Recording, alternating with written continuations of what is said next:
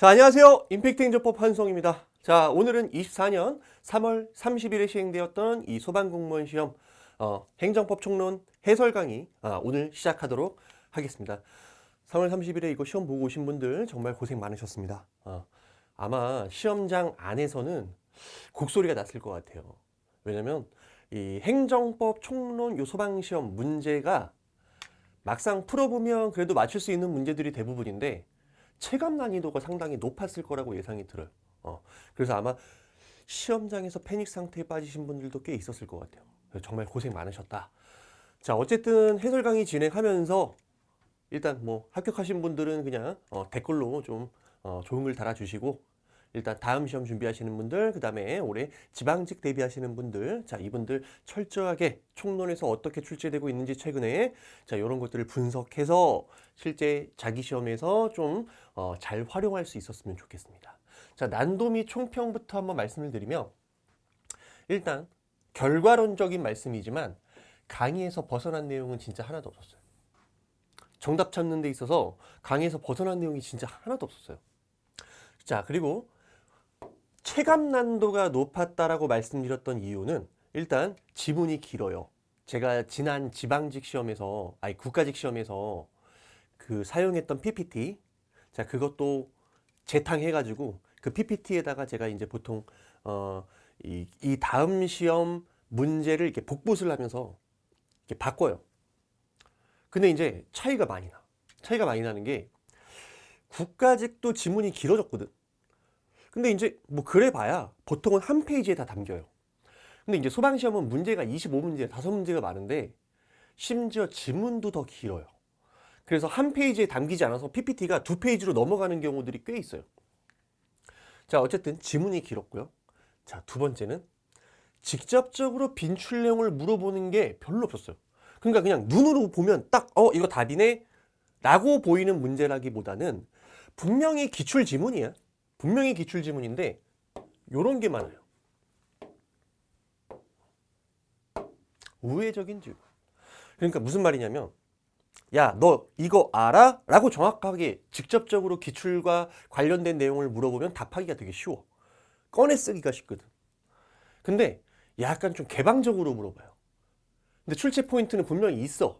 기출 포인트가 있어. 있는데 좀 개방적으로 물어봐. 표현이. 좀 돌려깎기야. 뭐 예를 들어 헌법에서 정한 입법 형식 뭐 하면서 수식어로 나와. 그러면 이게 헌법에 규정돼 있는 걸 물어본 건가? 이런 식으로 정확하게 체크하기가 쉽지가 않아요. 근데 이제 반대로 공부가 많이 돼서 예를 들어서 우리 그 문제 중에 감사원 규칙이 헌법에는 규정이 없어서 틀린 지문, 그래서 정답 지문으로 나온 문제가 있는데, 감사원 규칙이라는 글자를 보고 역으로 이런 것들이 기출되었었지, 여기서는 감사원 규칙은 이게 포인트였지 라는 걸 떠올릴 수 있는 사람은 또 반면에 문제가 그렇게 또 어렵지가 않아. 그래서 이렇게 우회적인 질문이 많다 보니까 공부가, 예를 들어서 공부가 여기서부터 여기까지 공부한다고 치면 여기가 이제 맥시멈이에요. 여기까지 100점.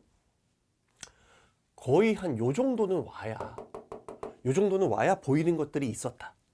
그러니까 나머지는 공부가 분명히 되긴 됐는데도 불구하고 문제는 틀려. 여기까지 와야 풀 수 있는 거. 자, 그런 경우들이 좀 있었다. 그래서 체감 난도가 상당히 높았을 것이라고 저는 이제 판단이 듭니다.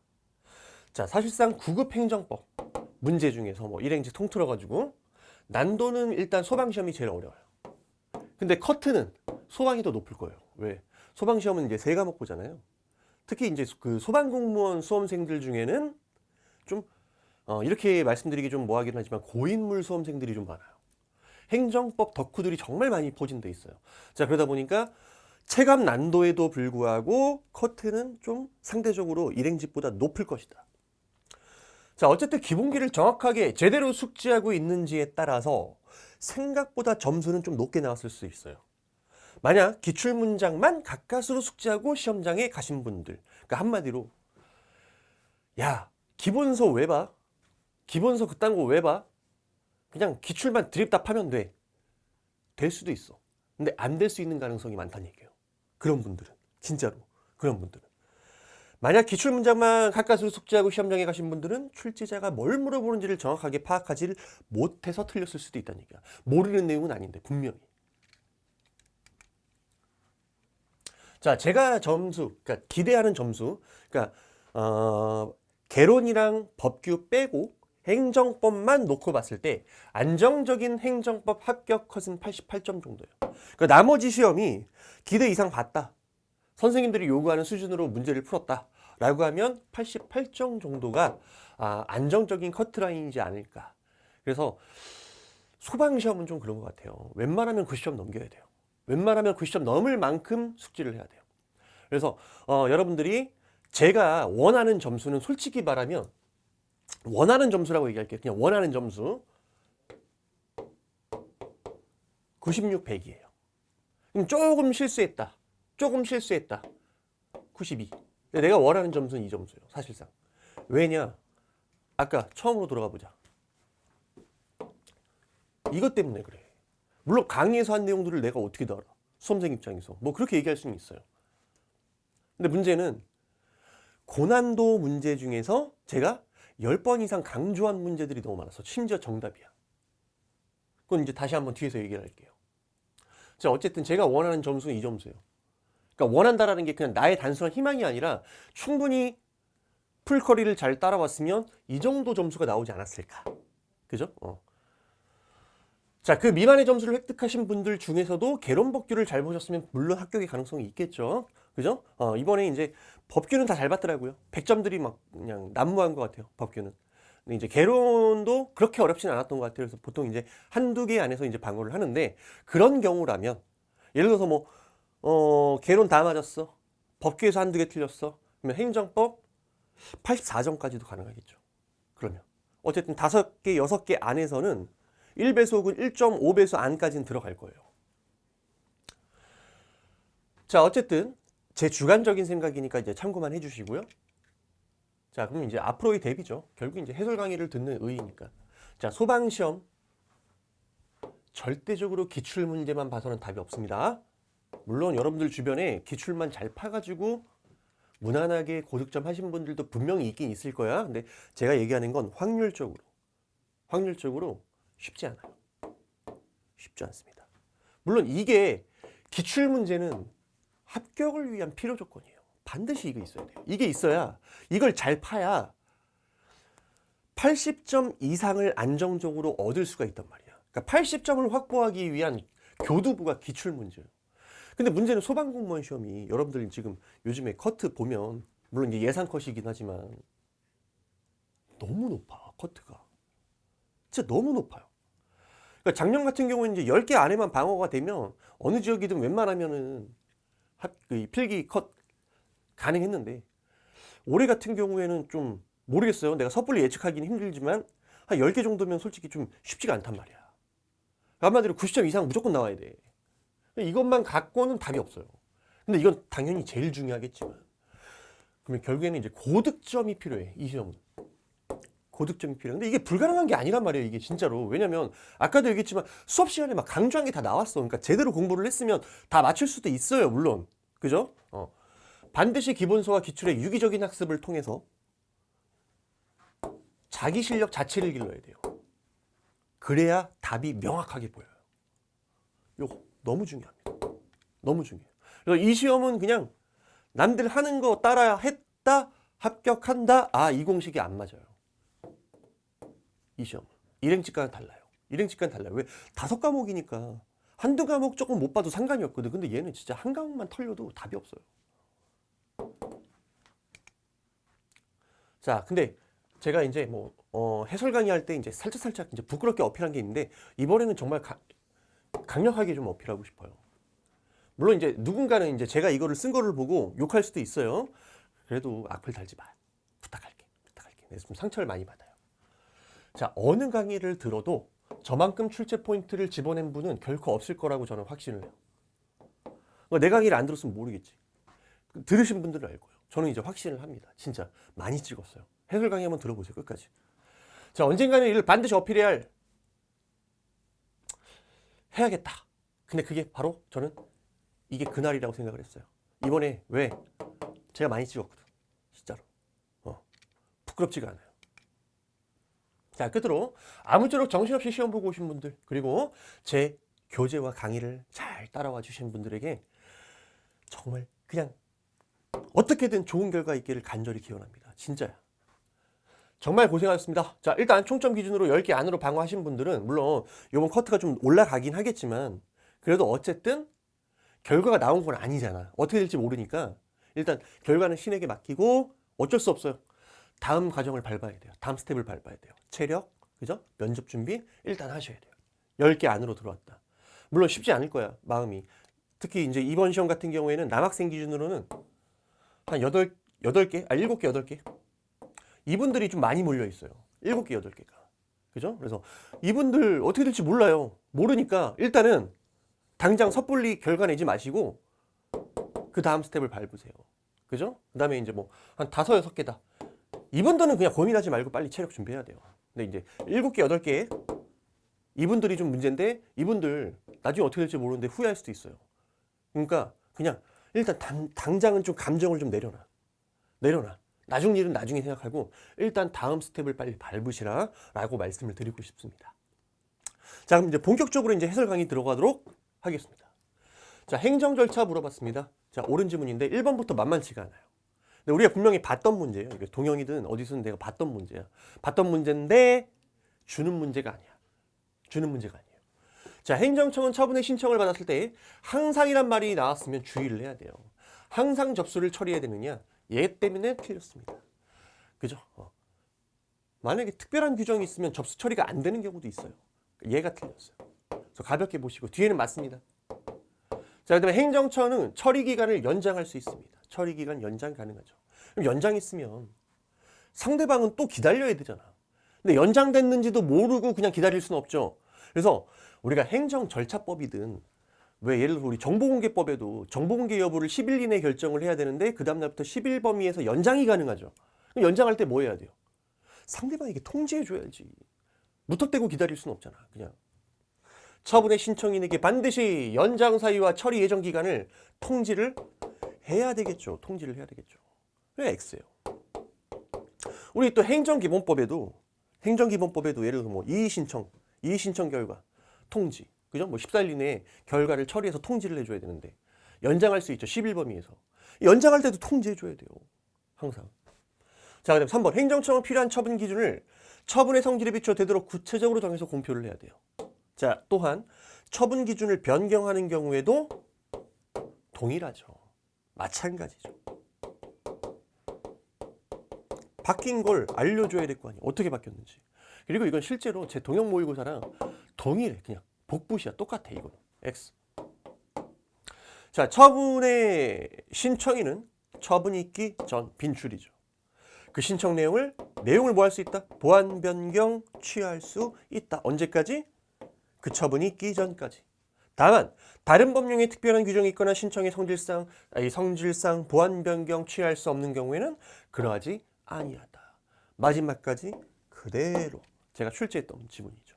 그래서 정답은 4번입니다. 그죠? 옳은 지문. 자, 2번 취소할 수 있는 행정행위의 하자 승계를 물어봤습니다. 옳은. 자, 이거 이제 기본기 그냥 그대로 물어본 거예요. 그냥 빈출 내용만 가지고 출제를 했습니다. 1번 선행 처분인 대집행 계고 처분 나왔습니다. 근데 얘를 불가징역 때문에 다툴 수가 없어요. 제소기간이 지났겠죠.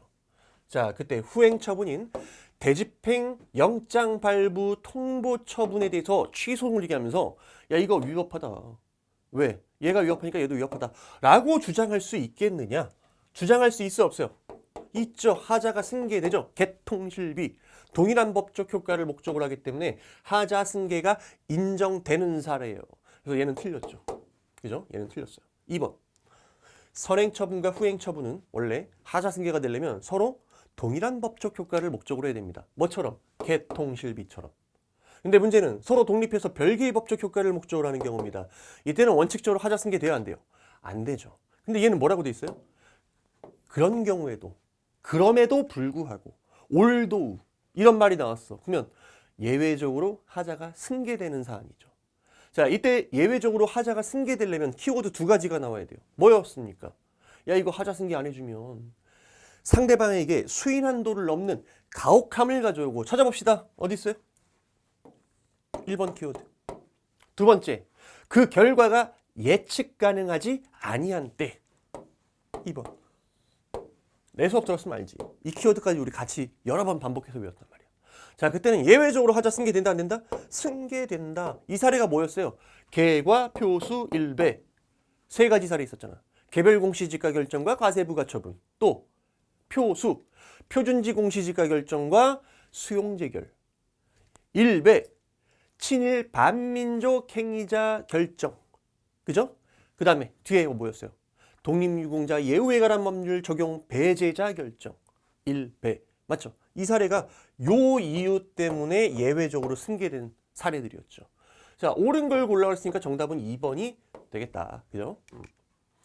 3번. 이건 너무 많이 나와서 이거 별개의 법적 효과를 목적으로 하잖아. 하자 승계 됩니까? 안 됩니까? 안 되죠. 자, 그 다음에 얘도 뭐 다 읽어볼 필요가 없어요. 일단 첫 번째는 너무 쉬운 질문이야, 이거. 소득금액 변동 통지가 이제 법인에게 있을 때 원천 징수하는 이 원천 징수 의무자인 법인이 다툴 수 있어 없어요? 다툴 수 있죠. 여기 대해서 원고적격이 인정되죠. 그다음에 두 번째, 출제 포인트는 뒤에요. 뒤에 있어요. 소득금액 변동 통지 처분과 징수 처분 하자 승계 돼 안 돼? 이거 안 되는 사안이잖아요. 별개의 법적 효과를 목적으로 하기 때문에. 자, X 결과만 알아도 얘네들은 그냥 바로바로 X죠. 자, 3번 정보 공개 개인정보. 자, 이것도 1번 찍고 바로 넘어갔겠죠. 1번 너무 빈출이잖아 이거는 솔직히. 그죠?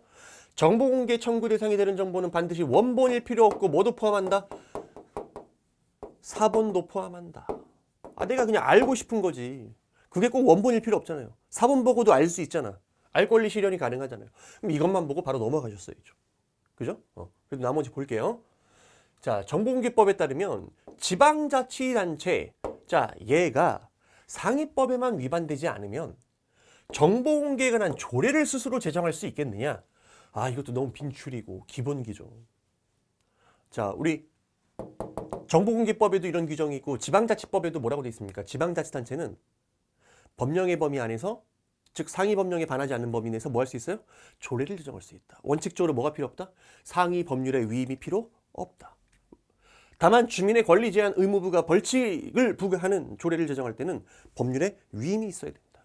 자, 그때 이 조례라는 건 벌칙을 부과하고 주민의 권리를 제한하거나 의무를 부과하는 조례가 아니죠. 수익적인 조례란 말이야. 그러니까 얘는 뭐가 필요 없어요? 법률의 위임이 필요 없죠. 불료. 필요 없다. 그냥 제정할 수 있다. 빈출. 그리고 요 정보공개법에도 이렇게 규정이 돼 있다. 자, 3번. 개인정보보호법에 따르면 정보주체의 권리 중에 손해를 입으면 손해배상을 청구할 수 있는 권리가 있죠. 정보주체에게. 자, 그때 손해배상을 청구할 때는 원래는 누가 손해배상 청구권의 요건 사실을 입증해야 돼요? 원래는 원고가, 피해자가. 근데 이거 입증 책임 전환돼 있다 그랬어요. 고의 과실을 누가 입증하는 게 아니라 정보 주체가 입증하는 게 아니라 누가? 개인정보 처리자가 스스로 나한테는 고의 과실이 없어를 입증해야 돼요. 그죠? 누가 입증한다고? 개인정보 처리자가 스스로 없다는 걸 입증해야 된다. 입증 책임이 반대로 돼 있다. 이거 너무 빈출이고 너무 강조했던 내용이었고요. 자, 그 다음에 4번. 이거 조정과 관련된 거 법조문 그대로죠. 그죠? 개인정보분쟁조정위원회 분쟁과 관련된 조정 신청이 가능하다. 그리고 어디다 신청한다? 여기다 신청한다라는 것도 주의해야 되겠죠, 여러분들. 그죠? 개인정보보호위원회가 나오면 틀린 지문이에요. 얘한테 신청해야 돼요. 그죠? 자, 그 다음에 개인정보분쟁조정위원회는 그 신청 내용을 상대방에게 당연히 알려야 할 것이고, 상대방은 자, 조정 신청이 들어왔으면 어떻게 해야 돼요? 특별한 사정이었으면 조정에 응해야 됩니다. 옳은 지문이죠. 자, 4번. 실효성 확보 수단이에요. 그것도 너무 쉬운 지문이 나왔고 정답 3번이고 얘는 심지어 일주일 전에 있었던 국가직에서도 물어봤던 지문이죠. 명도 의무, 토지 명도 의무, 비대체적 자기 의무. 대집행 대상이 될 수 있다 없다? 대집행 대상이 될 수가 없죠. 그래서 얘는 X 정답 3번. 자, 그 다음에 1번은 뭐예요 이게? 행정기본법이죠. 행정기본법 조문. 우리 행정기본법에 행정상 강제로 행정상 강제 집행과 즉시 강제. 강제 집행이 4가지, 즉시 강제 1가지. 총 5가지죠. 얘를 법률로 정하는 바에 따라 할 수 있죠. 대집행, 이행강제금, 직접강제, 강제징수, 마지막으로 즉시강제. 그리고 반드시 뭐가 있어야 된다? 별도의 법률의 제정이 필요하다. 그죠? 행정기본법만 가지고 안 된다. 그래서 요게 있으면 이런 것들을 할 수 있는데 특히 이거 할 때는 필요 최소 범위에서 해야 된다. 비례 원칙에 따라서. 옳은지. 자, 2번. 직접강제. 자, 얘는 실력을 행사하는 거죠. 상대방의 신체재산의 실력을 행사하는 거란 말이야. 보충성. 얼마나 얘기를 많이 했어요. 기본법에도 있는 것이고. 자, 따라서 뭐부터 해봐야 돼요? 일단 직접강제 가는 게 아니라 바로 가는 게 아니라 뭐부터 해봐야 돼? 얘보다 약한 대집행 이행강제금 얘부터 먼저 해봐야 돼요. 근데 얘로 할 수 없으면 비로소 직접강제를 할 수 있다는 거죠. 그래서 옳은 지문이에요. 얘부터 해보고 얘네 안 될 때 요거 안 될 때 요거를 실시해라. 자, 그럼 마지막 즉시강제. 자, 여기 이제 영장주의와 관련된 논점이 있었죠. 영장주의. 즉시강제 영장 필요하냐. 자, 대법원은 뭐라 그랬어요? 대법원은? 자, 대법원은 원칙적으로 영장 필요 있다 없다? 있다. 근데 예외적으로 급박한 경우 영장 없는 즉시강제 허용하겠다. 그죠? 헌법재판소는 야 무슨 소리야. 무슨 소리야. 즉시강제 맨날 급할 때 하는 건데 어차피 급할 때 하는 거고 영장 기다렸다가 언제 즉시강제를 목적 달성할 수 있겠니? 영장 필요 없어. 영장 필요 없어. 그죠? 이게 헌법재판소. 그래서 헌법재판소와 관련된 대표 사례가 뭐가 있었어요? 바로 불법 게임물. 즉 등급 분류를 받지 않은 이 불법 게임물을 발견했을 때 관계 공무원이 영장 없이 즉시 수겁 해기하도록 한 그 법률 조항이 헌법상 영장주의 원칙에 위배되느냐? 아니다. 위배되지 않는다. 합헌이다. 왜? 급할 때 하는 거니까. 그죠? 그래서 즉시강제 관련해서 급박한 상황에 대처하기 위한 것으로서 불가피성과 정당성이 충분히 인정되는 경우라면 헌법상 영장주의에 반하지 않는다. 영장 없어도 된다. 라는 헌재 판례가 있다. 옳은 지문이죠. 그죠? 빈출. 아이고. 자, 5번 손실보상 물어봤어요. 자, 얘는 어려운 이유가 내용은 하나도 안 어려워요. 근데 특히 2번 같은 경우에는 한 지문에서 너무 많은 걸 물어봤어요. 3가지를 물어봐요. 그러니까 실질적으로 지문이 일반 일행직을 기준으로 하면은 지문이 이거 6개 지문이에요. 사실 따지고 보면. 그래서 이게 좀 어려웠어. 그러니까 어렵다라는 게 내용이 어려운 게 아니라 뭐라고? 물어보는 게 너무 많아요. 자, 1번. 헌재는 공시지가에 의한 보상 합헌으로 보고 있죠. 여기까지 봤죠. 그죠? 공시지가를 기준으로 하고 있어요. 그래서 그 다음에 개발이익을 배제하는 거. 이거는 문제 있어 없어요? 이거는 문제 없죠. 합헌이죠. 개발이익은 배제된다. 헌재도 이걸 인정하고 있죠. 합헌. 그래서 1번은 그냥 틀렸어. 자, 2번. 2번은 저 노란색 표시한 3가지를 물어봤어요. 자, 그때 첫 번째 질문은 뭐냐면 누가 보상을 해야 되느냐? 야, 사업시행자 보상의 원칙이지. 그죠? 자, 무조건 국가나 지자체가 보상한다? 아니지. X죠. 이거 빈출이죠. 사업시행자 보상의 원칙이에요. 자, 두 번째. 그렇다면 이 보상금은 언제 줘야 되느냐? 공사 착수하기 이전이냐 이후냐? 공사를 착수하기 이전에 어떻게? 선불 지급의 원칙이죠. 선불 지급의 원칙. 그래서 우리 대법원 판례 중에서 공사 착수 이전에 보상금을 주지 않고 공사를 착수하면 이를 불법행위로 보는 경우도 있었죠.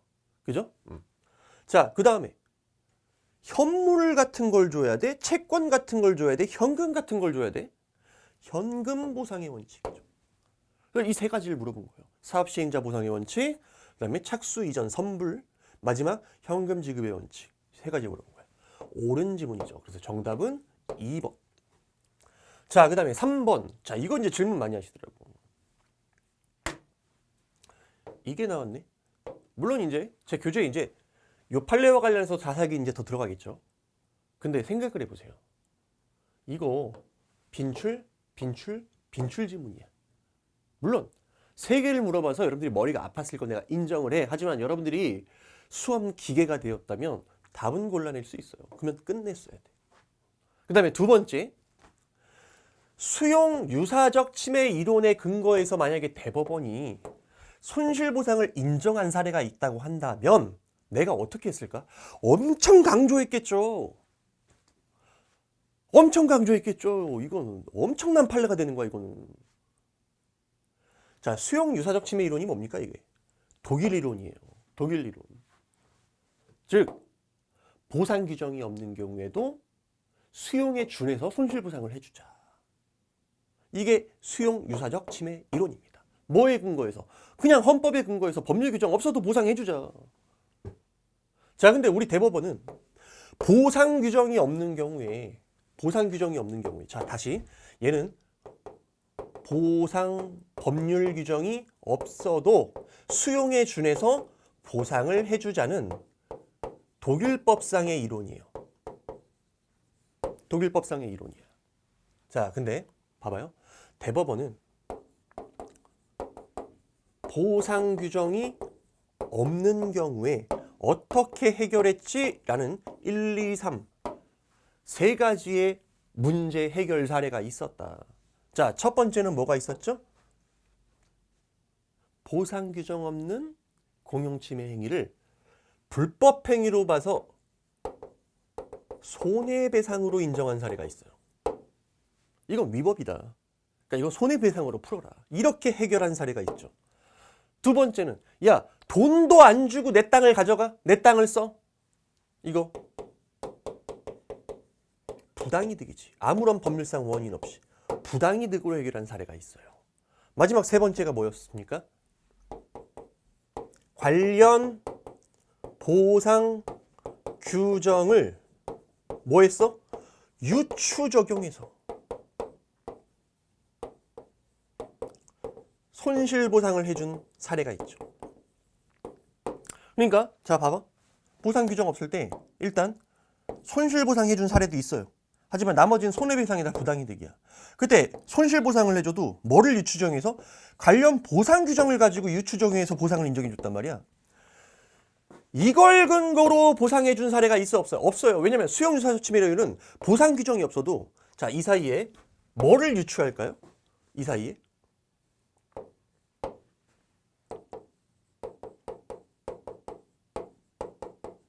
헌법 규정, 법률 규정이 없어도 예를 들어서 평등원칙이라든지 이런 헌법 규정에 근거해서 보상을 해주는 거란 말이야. 그런 사례가 있어요 없어요? 없어요. 관련 규정을 유추적용해서 보상해 준 경우는 있어도 헌법에 따라 그냥 바로 보상 규정 없어서 보상해 주겠다. 이런 논리는 취한 바가 없어요. X예요. 얘는 X. X. 그래서 우리 판례는 얘를 인정했다 안 했다? 언급한 적은 있지만 인정한 적이 없어요. 한 번도. 이거 그냥 독일법상의 이론이에요. 그죠? 자, 그 다음에 하천법상의 손실보상 청구권 지겹게 한 거죠. 무슨 소송? 당사자 소송이죠. 그죠? 그래서 얘도 X. 정답은 이제 2번에서 끝났어야 된다. 자, 6번 갑니다. 신뢰보원칙. 자, 이것도 이제 가끔 실수하신 분들이 있어. 1번은 도덕책을 물어본 거야. 공적 견해 표명이 있다고 인정하기 위해서는 형식적인 권한 문장의 구애됨이 없이 여러 가지를 고려해서 실질에 따라 판단하겠다. 그러면서 고려하겠다라는 요소들이 다양하게 나오죠. 담당자의 조직상 지위와 임무. 그러니까 권한 분장을 아예 고려하지 않겠다는 얘기가 아니야. 참고 정도에서 여러 가지를 살펴보는 거죠. 따라서 이런 거에 비추어 그 언동의 내용을 신뢰할 수 있는 경우 그때 이를 공적 견해로 보겠다. 그러면서 내가 뭐라고 얘기했냐면 야, 설령 얘가 형식적으로는 그러한 권한이 없어도 우리 국민이 봤을 때 충분히 믿을 만한 지위에 있는지를 본다 그랬어요. 믿을 만한 지위에 있는지 이런 것들을 참고해서. 그죠? 그래서 옳은 지문이야. 자, 그 다음에 2번. 얘가 무조건 틀렸잖아. 2번. 정답 2번이에요. 자, 특정상에 관해서 신뢰보원칙상 행정청이 그와 배치되는 조치를 할 수 없다고 인정될 수 있을 정도의 관행이 성립되었다. 라고 하려면 그 요건을 물어보는 거죠. 한마디로 반복된 관행이 있어가지고 우리 국민이 그걸 믿었어요. 근데 그 관행을 행정청이 나중에 깨고 다른 조치를 하게 되면 이거 신뢰보원칙 위반되잖아. 그러면 그 정도로 우리 국민의 신뢰가 보호돼야 할 정도의 관행이 성립되었다고 인정되려면 두 가지 요건. 동일한 처분이 계속 반복되었다. 반복되었다라는 객관적 사실 플러스 뭐가 있어야 돼요? 주관적 요건도 있어야 된다 그랬잖아, 이거. 대표적인 게 비과세관행. 과세하지 않았다. 라는 객관적 사실. 플러스 뭐도 있어야 돼요? 행정청이 알면서도 과세하지 않았다라는 주관적인 요소. 이게 있어야 행정청에게 어떠한 언동이 있다고 볼 수 있잖아. 그래서 말하면 만약에 행정청이 비과세를 계속 했어요?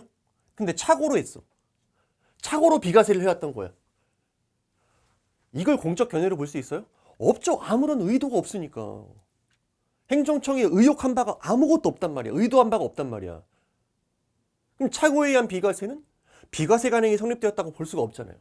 행정청이 이 사실은 원래 과세할 수 있어. 법적 근거도 있고 세금 매길 수 있는데 뭐 예를 들어서 뭐 수출 확대라든지 이런 걸 위해서 여기에 대해서 내가 과세하지 않겠다라는 의도로 충분히 과세할 수 있음을 알면서도 비과세했다는 사실이 있어야 비과세 관행이 성립된다고.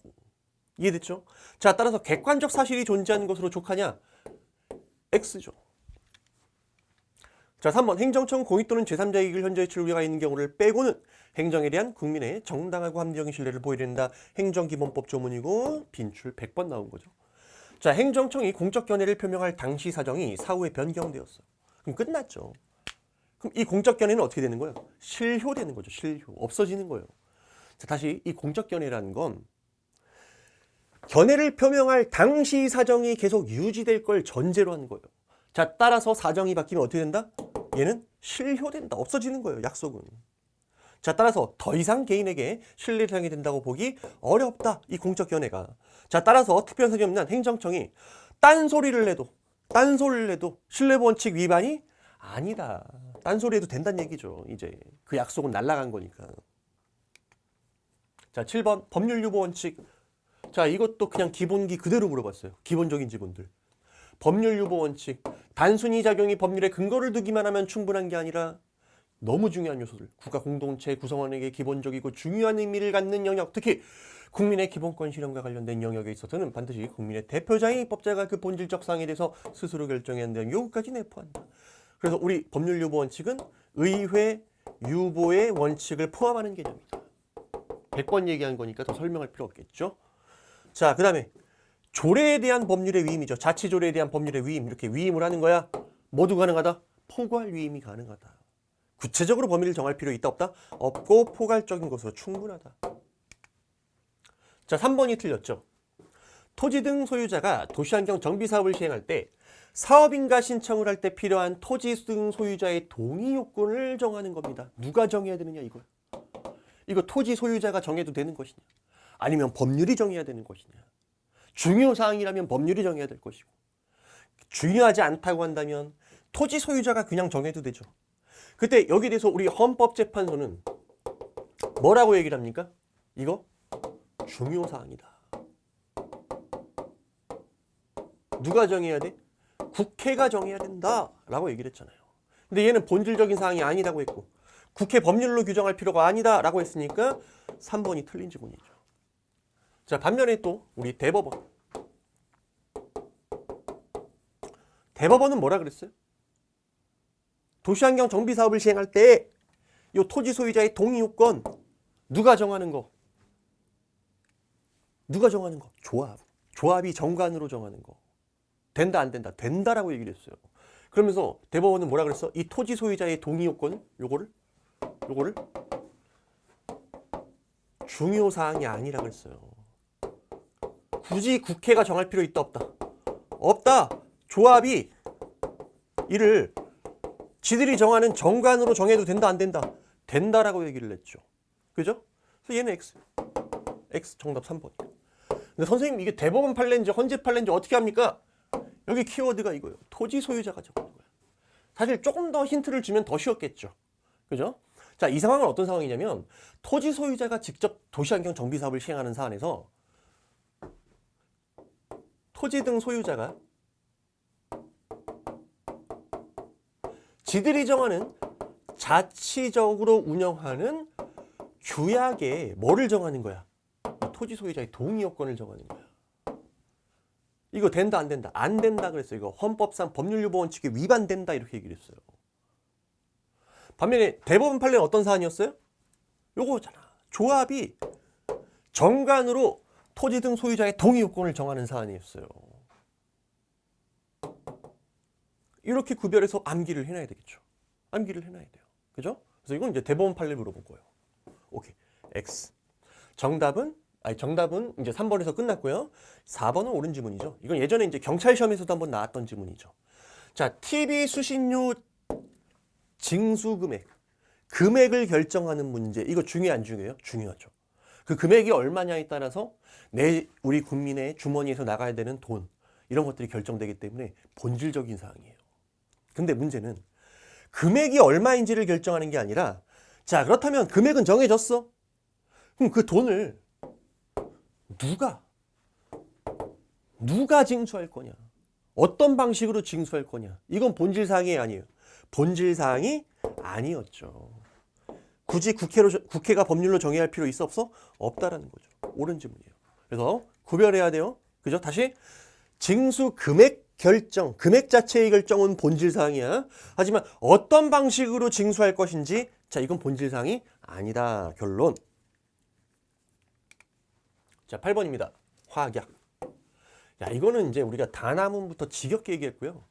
심지어 이 정답 지문은 4번. 제가 이거 진짜 한 10번, 100번, 20번 막 엄청나게 강조했던 거야, 이거. 확약은 서면이나 말로 할 수 있나요? 없어요. 벌써 틀렸어요. 확약은 어디에 있습니까? 행정절차법에 있죠. 절차법에 있고 뭐로 하도록 돼 있어요? 문서로 하도록 돼 있어요. 문서로. 심지어 예외 규정이 있다 없다? 없다. 예외 규정도 없어요. 뭐 특별한 규정이 없나 문서로 해라. 이것도 아니야. 그냥 문서로 해야 된다라고만 돼 있어요. 예외 규정도 없다고 내가 지겹게 얘기했던 거야, 이거. X예요. 그럼 이거 지금 뭐 갖고 여러분들을 교묘하게 속인 걸까? 여기에 뭐가 들어가야 맞는 지문일까? 행정지도죠. 말로 할 수 있는 것 중에 대표적인 게 행정지도란 말이야. 그러면 행정지도는 서면이나 말로 할 수 있고요. 근데 만약에 행정청이 말로 했어, 이 행정지도를. 그럼 우리는 서면 교부를 요구할 수 있고. 그러면 직무수행에 특별한 지장이 없나? 서면 교부를 요구했으면 행정청은 교부를 해야 되죠. 이건 행정지도와 관련된 내용이에요. 행정지도. 행정지도에 대한 행정절차법 조문이에요. 그래서 확약은 안 돼.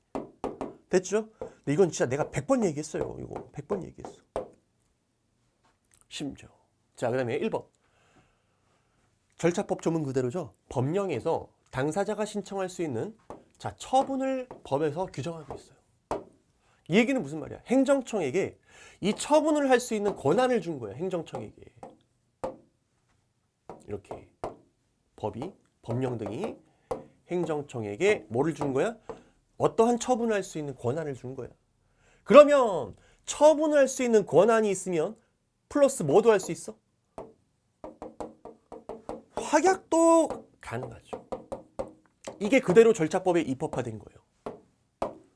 본처분 권한 포함설. 확약의 처분에 관한 근거 규정만 있으면 심지어 뭐도 할 수 있다? 확약도 같이 할 수 있다. 그럼 확약에 별도의 법적 근거 필요 있어 없어? 없잖아. 없어요. 이것만 있으면 돼요. 자, 행정청은 다른 행정청과 협의 등의 절차를 거쳐야 되는 처분. 이건 내가 문제도 엄청나게 많이 냈어요. 협의 절차가 있어야 되는 처분을 내가 약속해 주려고 그래. 해주겠다고. 그럼 뭐부터 해야 돼요? 확약하기 전에 그 협의 절차를 먼저 거쳐야 되겠죠. 그죠? 아니, 협의도 안 된 걸 약속할 수는 없잖아. 협의해놓고 약속을 해야지. 협의를 안 하고 약속을 하게 되면 지킬 수 없는 약속이 될 수도 있단 말이야. 자, 그 다음에 확약을 한 후 확약의 내용을 이행할 수 없을 정도로 사정이 변경되었습니다. 자, 확약은 원래 구속력이 있어 없어? 있지. 말 뱉었으면 지켜야지. 하지만 이때는 확약이 실효되죠. 기속되지 않습니다. 안 지켜도 됩니다. 그래서 확약의 구속력이 없는 예외적인 경우를 우리 행정절차법이 규정하고 있죠. 어차피 절차법에는 구속력이 있는지에 대해서는 규정이 없어요. 왜? 어차피 약속은 지켜야 되는 거고 당연히 기속력이 있는 거예요. 그죠? 지켜야지.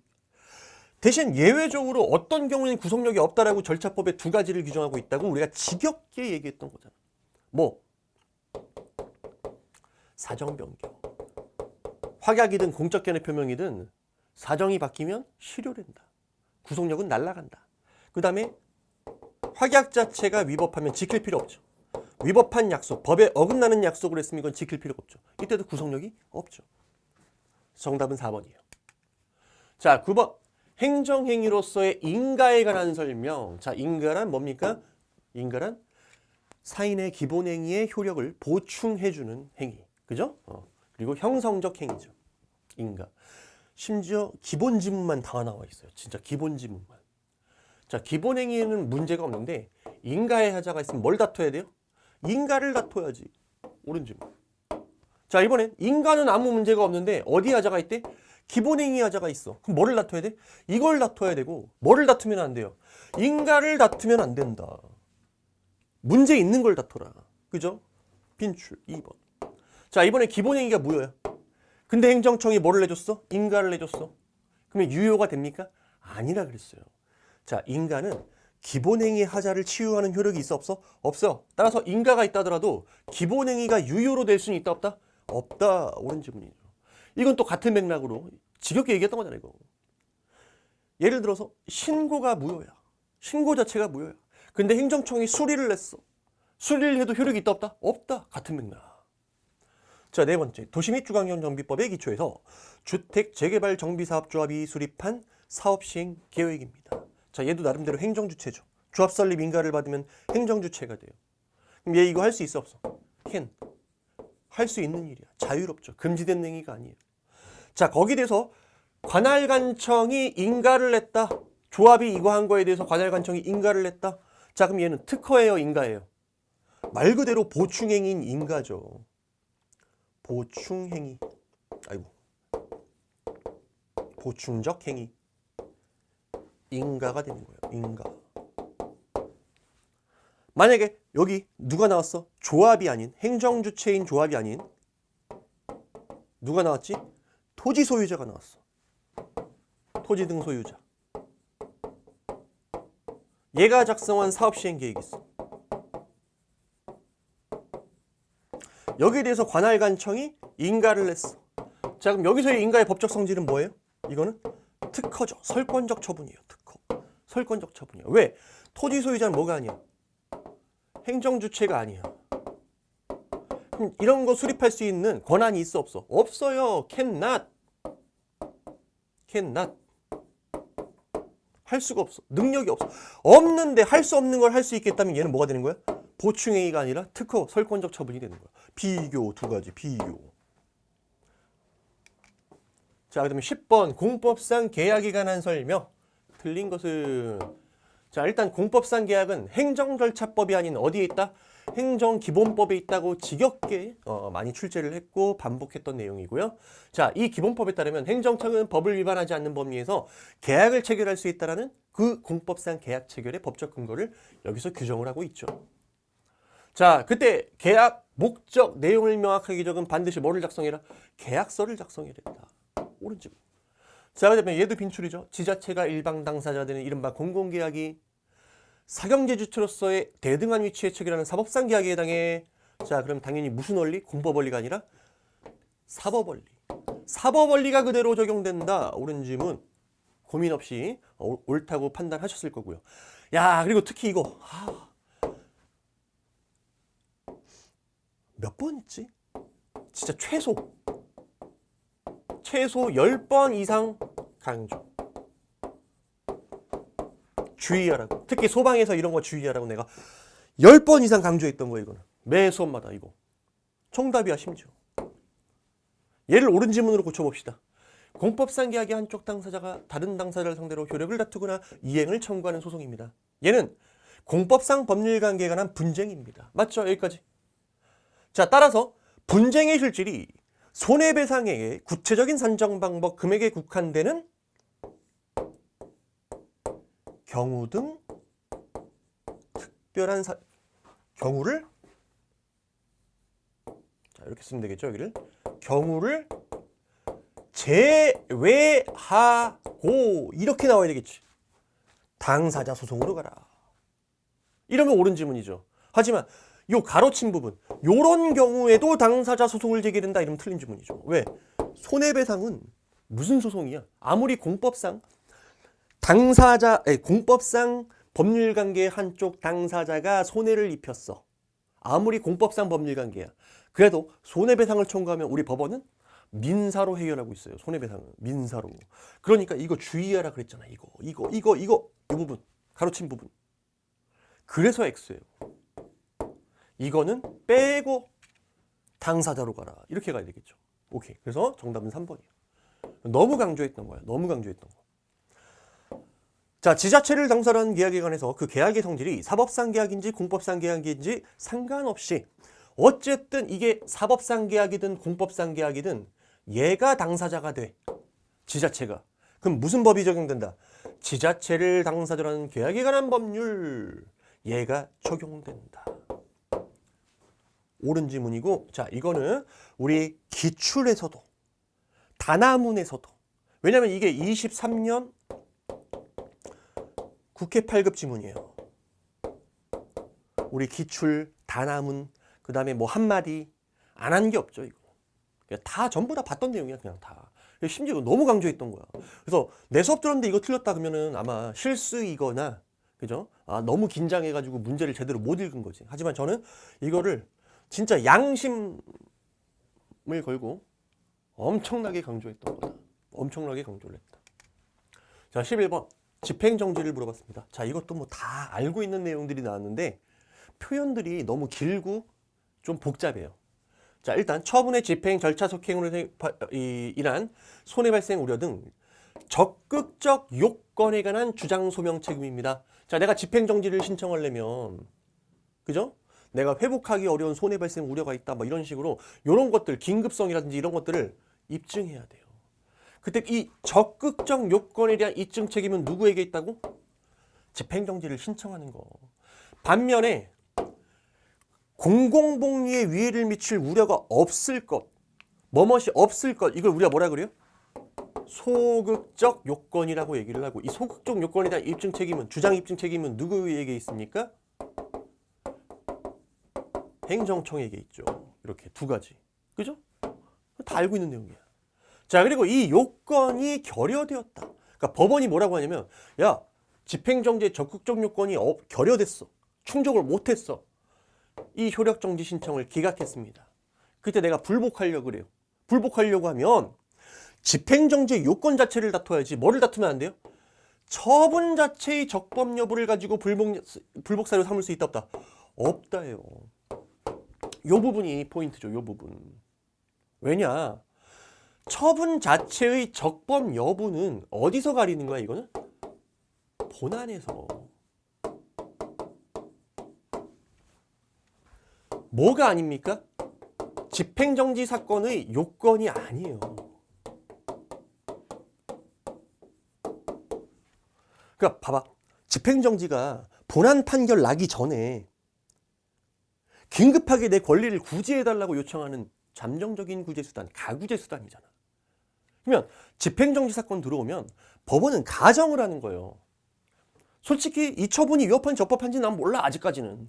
법원 입장에서 그러는 거야. 나 이거 잘 몰라. 왜? 아직 본안 심리를 안 했잖아. 본격적인. 근데 네가 급하다고 지금 당장 집행정지를 요청했잖아. 취소 판결 나기 전에 지금 당장 집행정지를 요청을 했는데, 가정을 한번 해볼게. 만약에 네 말대로 이 처분이 위법해. 청구인의 주장이 이유 있어. 그래서 취소 판결이 떨어졌어. 근데 문제는 그 취소 판결이 네 권리를 구제하기엔 너무 늦게 나와. 그럼 너는 회복하기 어려운 손해 발생 우려가 있겠구나. 네 말이 맞다면 회복하기 어려운 손해 발생 우려가 있으니까 일단 집행정지 해줄게. 이런 식으로 심사하는 게 바로 집행정지 사건이에요. 그럼 이거는 따져 안 따져? 이건 나중에 따지는 거죠. 본안에서. 다만 누가 봐도 패소할 게 뻔하다. 이러면 안 받아주죠. 다시 처분 자체의 위법 적법 여부는 나중 문제야. 본안 문제야. 집행정지 사건에선 법원이 어쩌라고. 그건 난 모르겠는데. 그죠? 하지만 패소할 게 너무 뻔해. 기각 날 게 너무 뻔해. 각하될 게 너무 뻔해. 그러면 집행정지 해줘 안 해줘? 안 해주죠. 하지만 어쨌든 기본 요거 옳은 지문. 자, 집행정지 결정을 하려면 이에 대한 본안 소송이 법원에 제기되어 계속 중일 것을 요한다. 이게 요건이죠. 자, 따라서 집행정지 사건 자체가 이 본안 소송 자체가 취하되거나 각하되면 어떻게 돼요? 집행정지도 같이 실효되죠. 얘가 전제돼야 돼. 집행정지가 인정되려면. 그래서 만약에 본안 소송이 취하되었다면 그 집행정지를 기각할 결정을 다툴 실익이 있어 없어? 없죠. 다퉈봐야 뭐해? 어차피 본안이 취하됐는데. 그죠? 3번. 제재 처분에 대한 쟁송 절차에서 처분에 대한 집행정지 결정이 이루어졌어요. 일단 법원이 잠정적으로 권리구제를 해줬어요. 집행정지를. 원고의 말을 들어준 거죠. 일단은. 근데 알고 보니까 자, 본안은 나중에 따지는 거라 했어요. 집행정지 해주고 이제 본안 심리하는 거야. 자, 그때 본안에서 그 처분이 최종적으로 적법한 것으로 확정되었대요. 이게 무슨 말이야? 기각이 났단 얘기야. 원고 패소했단 얘기예요. 원고 패소. 야, 행정청의 처분 아무 문제 없는데? 원고 너의 주장은 좀 이유가 없는데? 기각을 했단 얘기야.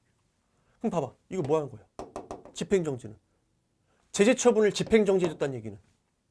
어차피 이놈 진놈이었는데 법원이 집행정지해줘갖고 얘가 뭐를 빨았어? 꿀을 빤 거죠. 혜택을 본 거예요. 혜택을. 왜? 제재 처분 집행이 안 이루어졌잖아. 원래는 받아야 될 놈인데. 그럼 뭐 해야 돼요, 여러분들? 행정청이 요 놈이 집행정지로 인해서 꿀 빠는 일이 없도록, 즉 제재가 집행정지가 이루어지지 않은 경우와 비교해서 제재를 덜 받지 않도록 필요한 조치를 취해야 되겠죠. 그러니까 한마디로 이만큼 꿀 빨았으면 어떻게 하는 얘기야? 그에 상응하는 제재를 내리라는 거야, 행정청한테. 자, 서술어 보시면 행정청은 당초 집행 결정이 없었던 경우, 자, 집행정지 결정이 없었으면 얘 그냥 그대로 제재 받았겠죠. 영업정지 같은 거 받았겠죠.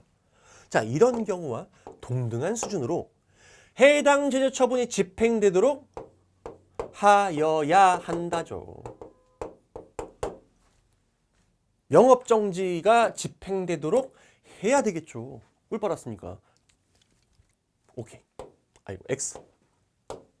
이해됐죠? 그래서 만약에 이 지문이 잘 안 보였다라는 거는 여러분들이 그냥 글자를 그냥 둥둥 떠다니는 상태로만 본 거야.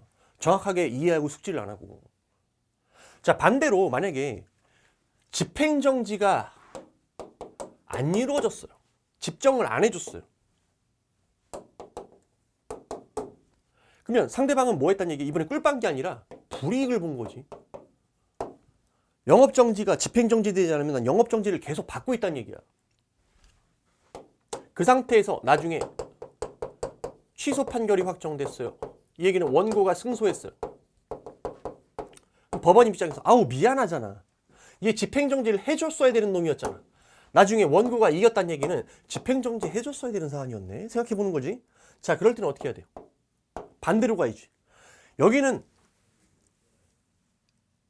제재를 어떻게 집행하도록 하는 조치를 취해야 된다 그랬죠. 제재를 해야 된다 그랬잖아. 여기서는 이 불이익을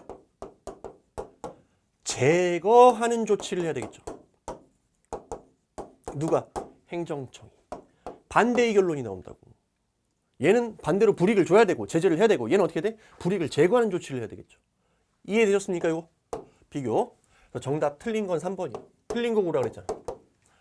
자, 4번. 요것도 우리가 뭐 최신 판례 강의부터 시작해갖고 뭐 기본 그 심화 강의, 뭐 기출 강의 뭐 어디서 안 하는 게 없죠, 그죠? 효력 기간이 정해진 제재 처분에 대해서 취의 소송에서 법원이 본안 소송 판결 선고 시까지 집행정지 결정을 했습니다. 그러면 집행은 언제까지 정지됩니까? 이때까지 정지되는 거죠. 이게 종기가 되는 거야. 그때 처분에서 정한 효력 기간이 교관은 판결 선고 시까지는 어떻게 돼? 이 처분은 집행이 정지되는 거잖아. 효력이 정지되는 거잖아. 진행하지 않다가 정지됐으니까 얼음. 판결이 선고되면 야 이때까지 집행이 정지된다고 했으니까 얼음이 어떻게 풀리는 거죠. 땡. 얼음 땡. 그때부터 집행정지 결정의 효력은 날아감과 동시에 얼음했던 멈췄던 처분의 효력은 이때부터 어떻게 부활해서 처분해서 정한 효력 기간이 다시 진행한다. 이때부터 땡 하고 풀리는 거죠. 이때까지 멈춰 있다가 이때부터 땡 하고 풀린다. 쉽죠? 자, 12번 국가배상. 자, 이것도 내가 너무 강조했던 건데 강조했는데 여러분들 시험장에서 쫄아가지고 이게 안 보이신 분들이 좀 있더라고. 근데 선생님 얘기했던 게 기억이 나요 라고 푸신 분들도 많고 반반인 것 같아요. 자, 보니까 1번은 너무 빈출이에요. 완전 무결한 상태, 이것까지 우리는 요구하지 않죠. 그래서 이 정도의 고도의 안전성을 갖추고 있지 못한다고 해서 영조물의 설치 관리상에 하자가 있다고 볼 수는 없죠. 이거 가지고. 그러면 어떤 기준으로? 영조물 이용자의 상식적이고 질서 있는 이용 방법에 대한 상대적인 안정성을 갖추고 있는지 여부에 따라 옳은 질문이죠. 빈출. 정답은 2번이에요. 너무 강조했던 거예요. 자, 영조물의 설치 관리상의 하자란 두 가지. 일단 물리적, 외형적 결함. 예를 들어서 도로에 빵꾸가 났어요. 포트홀이 생겨가지고 내 자동차가 다 망가지고 혹은 차가 틀어져갖고 사고가 났어. 하자 있어 없어? 있는 거죠. 그죠? 물적 시설 자체에 있는 물리적, 외형적 흠결의 불비 1번. 대표적으로 뭐라고? 도로상의 빵꾸, 포트홀 이런 것들. 이건 물리적, 외형적 결함이잖아. 자, 근데 이것만 영조물의 설치 관리상의 하자입니까? 아니죠. 그럼 정확하게 얘기하면 이것 때문에 이용자에게 위해를 끼칠 위험성이 있는 경우 뭐라고 써야 돼? 여기다가 뿐만 아니라 이렇게 가죠. 플러스 이렇게 가지. 뿐만 아니라 플러스 뭐도 포함한다. 이용되는 과정에서 수인 한도를 넘는 피해를 유발시키는 경우. 이 경우도 포함되죠. 대표적인 게 뭐가 있어요? 공항이라든지 사격장의 소음 피해. 생각해봐. 공항에서 소음 피해는 공항 자체의 물리적, 외형적 결함이 아니에요. 겉보기엔 아무 문제가 없단 말이야. 이 공항 자체가. 근데 그 동네 주민이 어때요? 소음에 시달리죠. 내가 키우는 닭들이 죽어나가요. 소음 스트레스 때문에. 이것도 포함한다란다. 한다라고 지겹게 얘기했잖아 이거. X죠? 화난다. 얘가 틀렸어. 근데 물론 시험장에서 이걸 골라내기는 쉽지는 않았을 것이다. 3번. 대법원의 판단으로 관계법령 해석이 확립되었습니다. 사법부가 야, 이 법은 이렇게 해석해야 된다고 이미 유권적인 판단이 있는 거야. 자, 그런데 이 사실 자체가 대법원 판결이 이렇게 났다라는 게 상급 행정기관 내지 유관 행정부서로부터 시달된 업무 지침이나 연락 등을 통해서 이를 충분히 인식할 수 있는 상태가 됐습니다. 다 알려준 거야. 야, 대법원 이런 식으로 법을 해석했어. 자, 근데 행정청이 확립된 이 대법원의 법령 해석에 어긋나는 견해를 고집했대.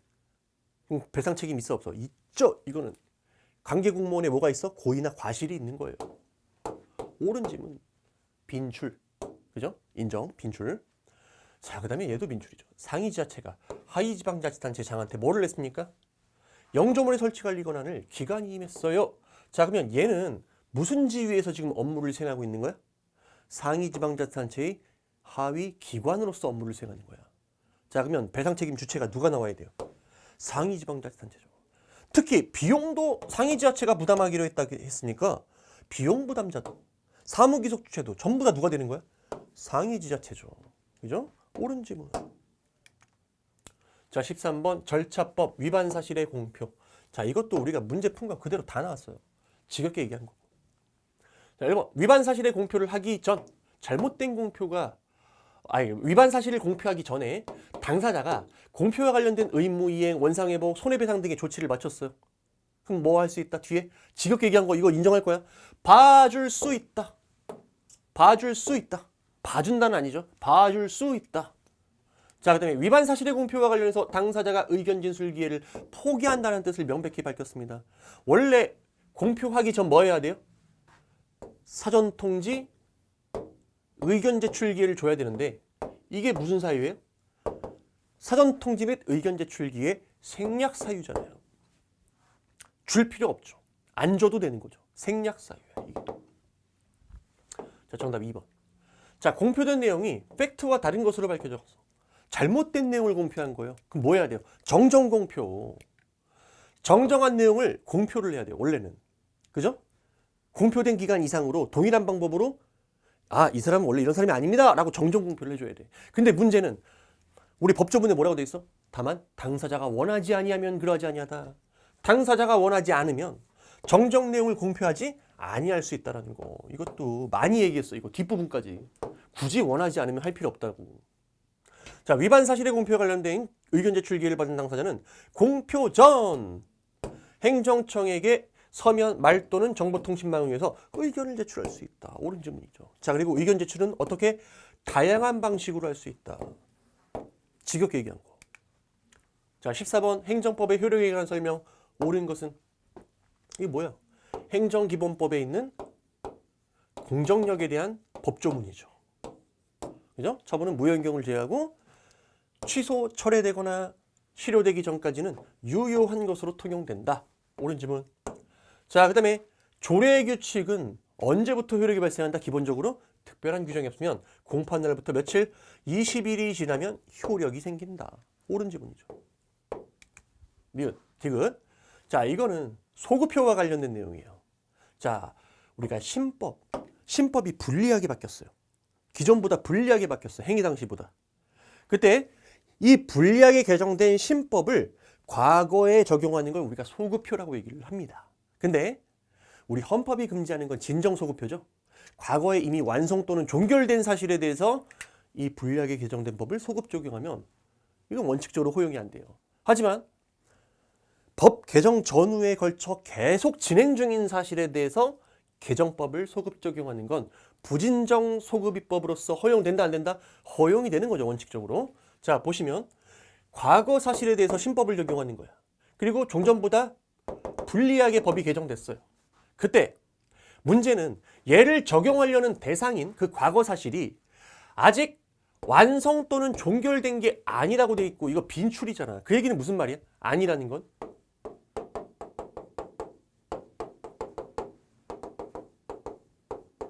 계속 진행 중인 사실이라는 거죠. 자, 그렇다면 이 신법을 적용하는 건 뭡니까? 이게 부진정 소급표죠.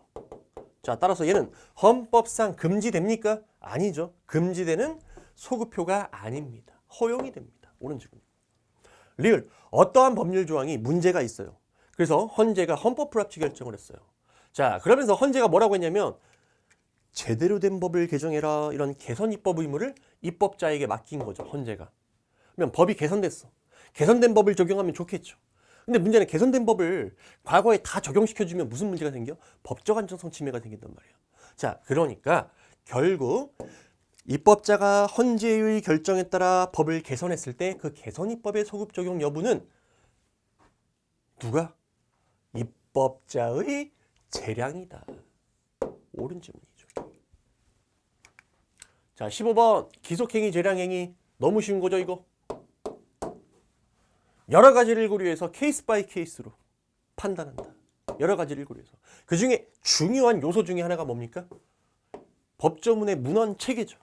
법조문의 문헌 체계. 그죠? 이런 것들을 두루두루 살펴서 기속과 재량을 구별하겠다.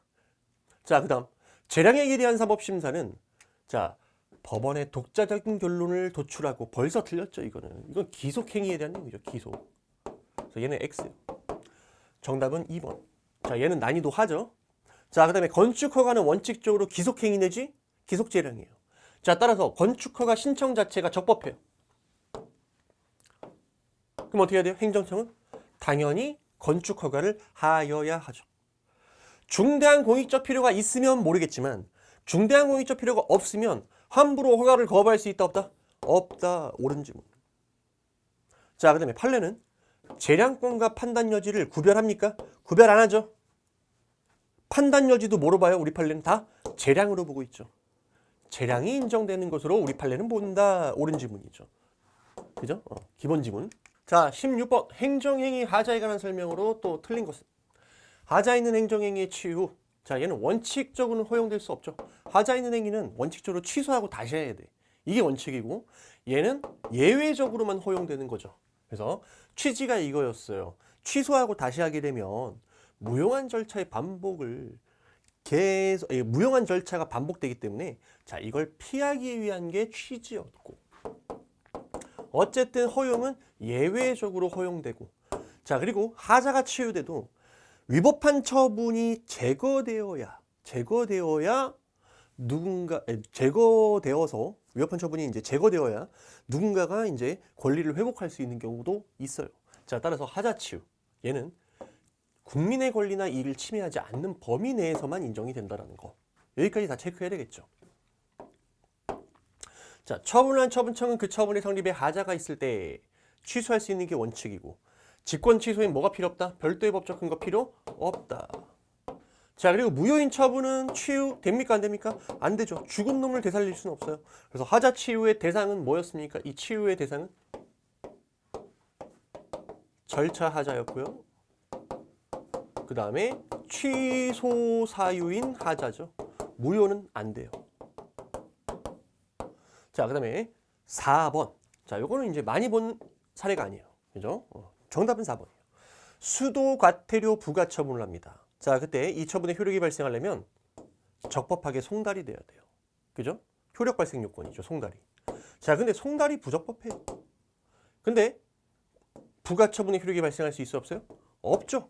송달이 부적법하면 처분의 효력이 발생할 수 없습니다. 자, 따라서 설령 처분의 상대방이 객관적으로 위부가 처분의 존재를 인식할 수 있었다.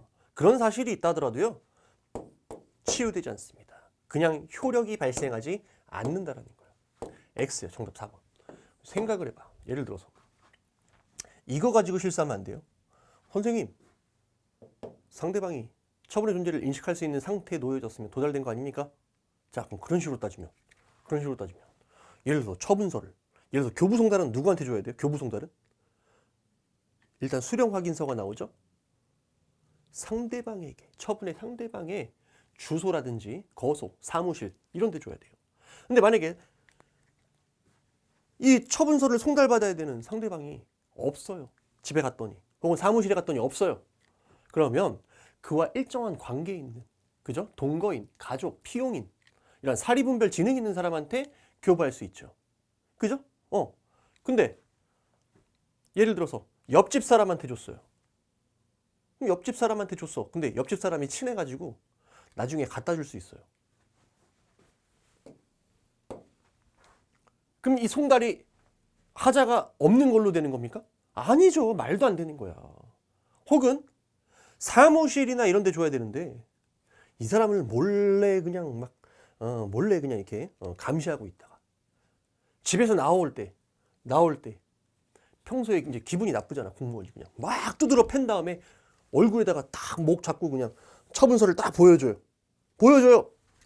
인식할 수 있습니까? 있죠. 하지만 두드러 패가지고 인식할 수 있는 상태를 만든 거야. 이 처분서를 딱 보여주면서 읽어 이 새끼야 이러면서 이 적법 이게 송달의 하자가 치유될 수 있나? 안 돼. 말도 안 되는 거예요. 그래서 이 사안이 어떤 사안이냐면은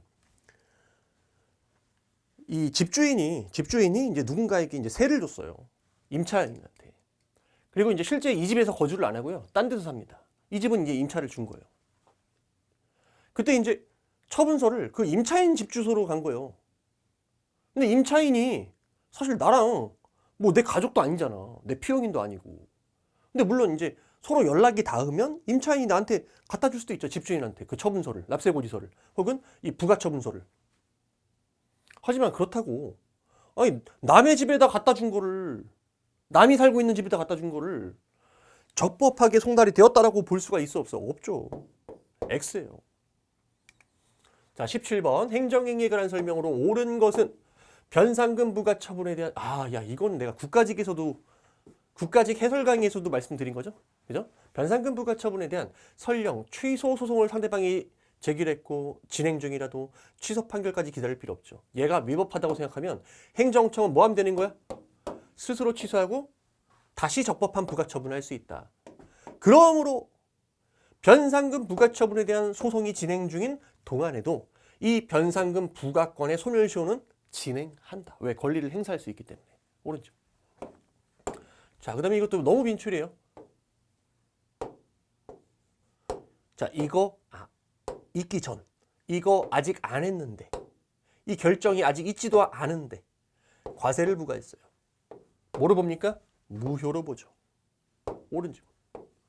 자, 그 다음에 권한 없는 행정기관이 한 당연무효 행정처분. 자, 무관한 자의 처분은 원칙적으로 무효죠. 근데 이 무효인 처분도 뭐 할 수 있다? 취소할 수 있어요. 외관을 제거하기 위해서. 그때 취소권자는 누구라고요? 그 당해 처분을 한 처분청. 누가 아니다? 적법한 권한이 있는 상급관청이 아니다. 그래서 똥 싼 놈이 똥을 스스로 치워야 된다. 빈출이죠. 옳은지. 자, 리을 수익적 처분의 하자가 자, 내가 수익적 처분을 받았어요. 당사자의 사실은폐 기타 사의 방법에 의한 신청행위에 기인한 겁니다. 즉 내가 사기쳐서 신청해가지고 허가를 받아낸 거야. 그럼 나중에 행정청이 이거 취소해도 돼야 안 돼요? 되죠? 신뢰번칙 위반이 아니죠? 맞죠? 왜? 신뢰익을 고려할 필요가 없어요. 상대방에게 귀책 사유가 있어서 보호가치 있는 신뢰가 없거든.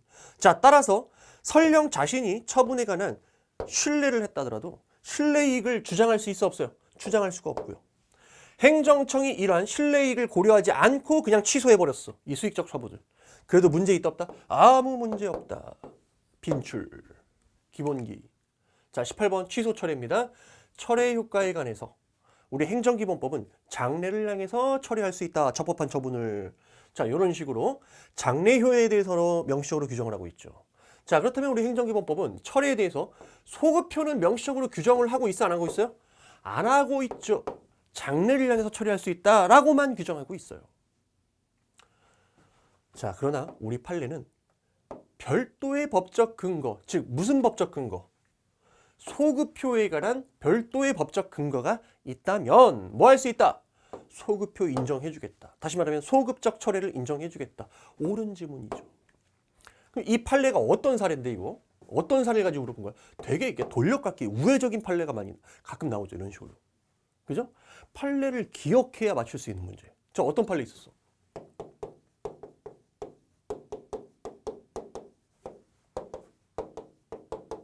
영유아 보육법상 평가 인증의 취소. 자, 우리 판례 이거 뭐라고 봅니까? 취소를 철회로 해석했죠. 왜?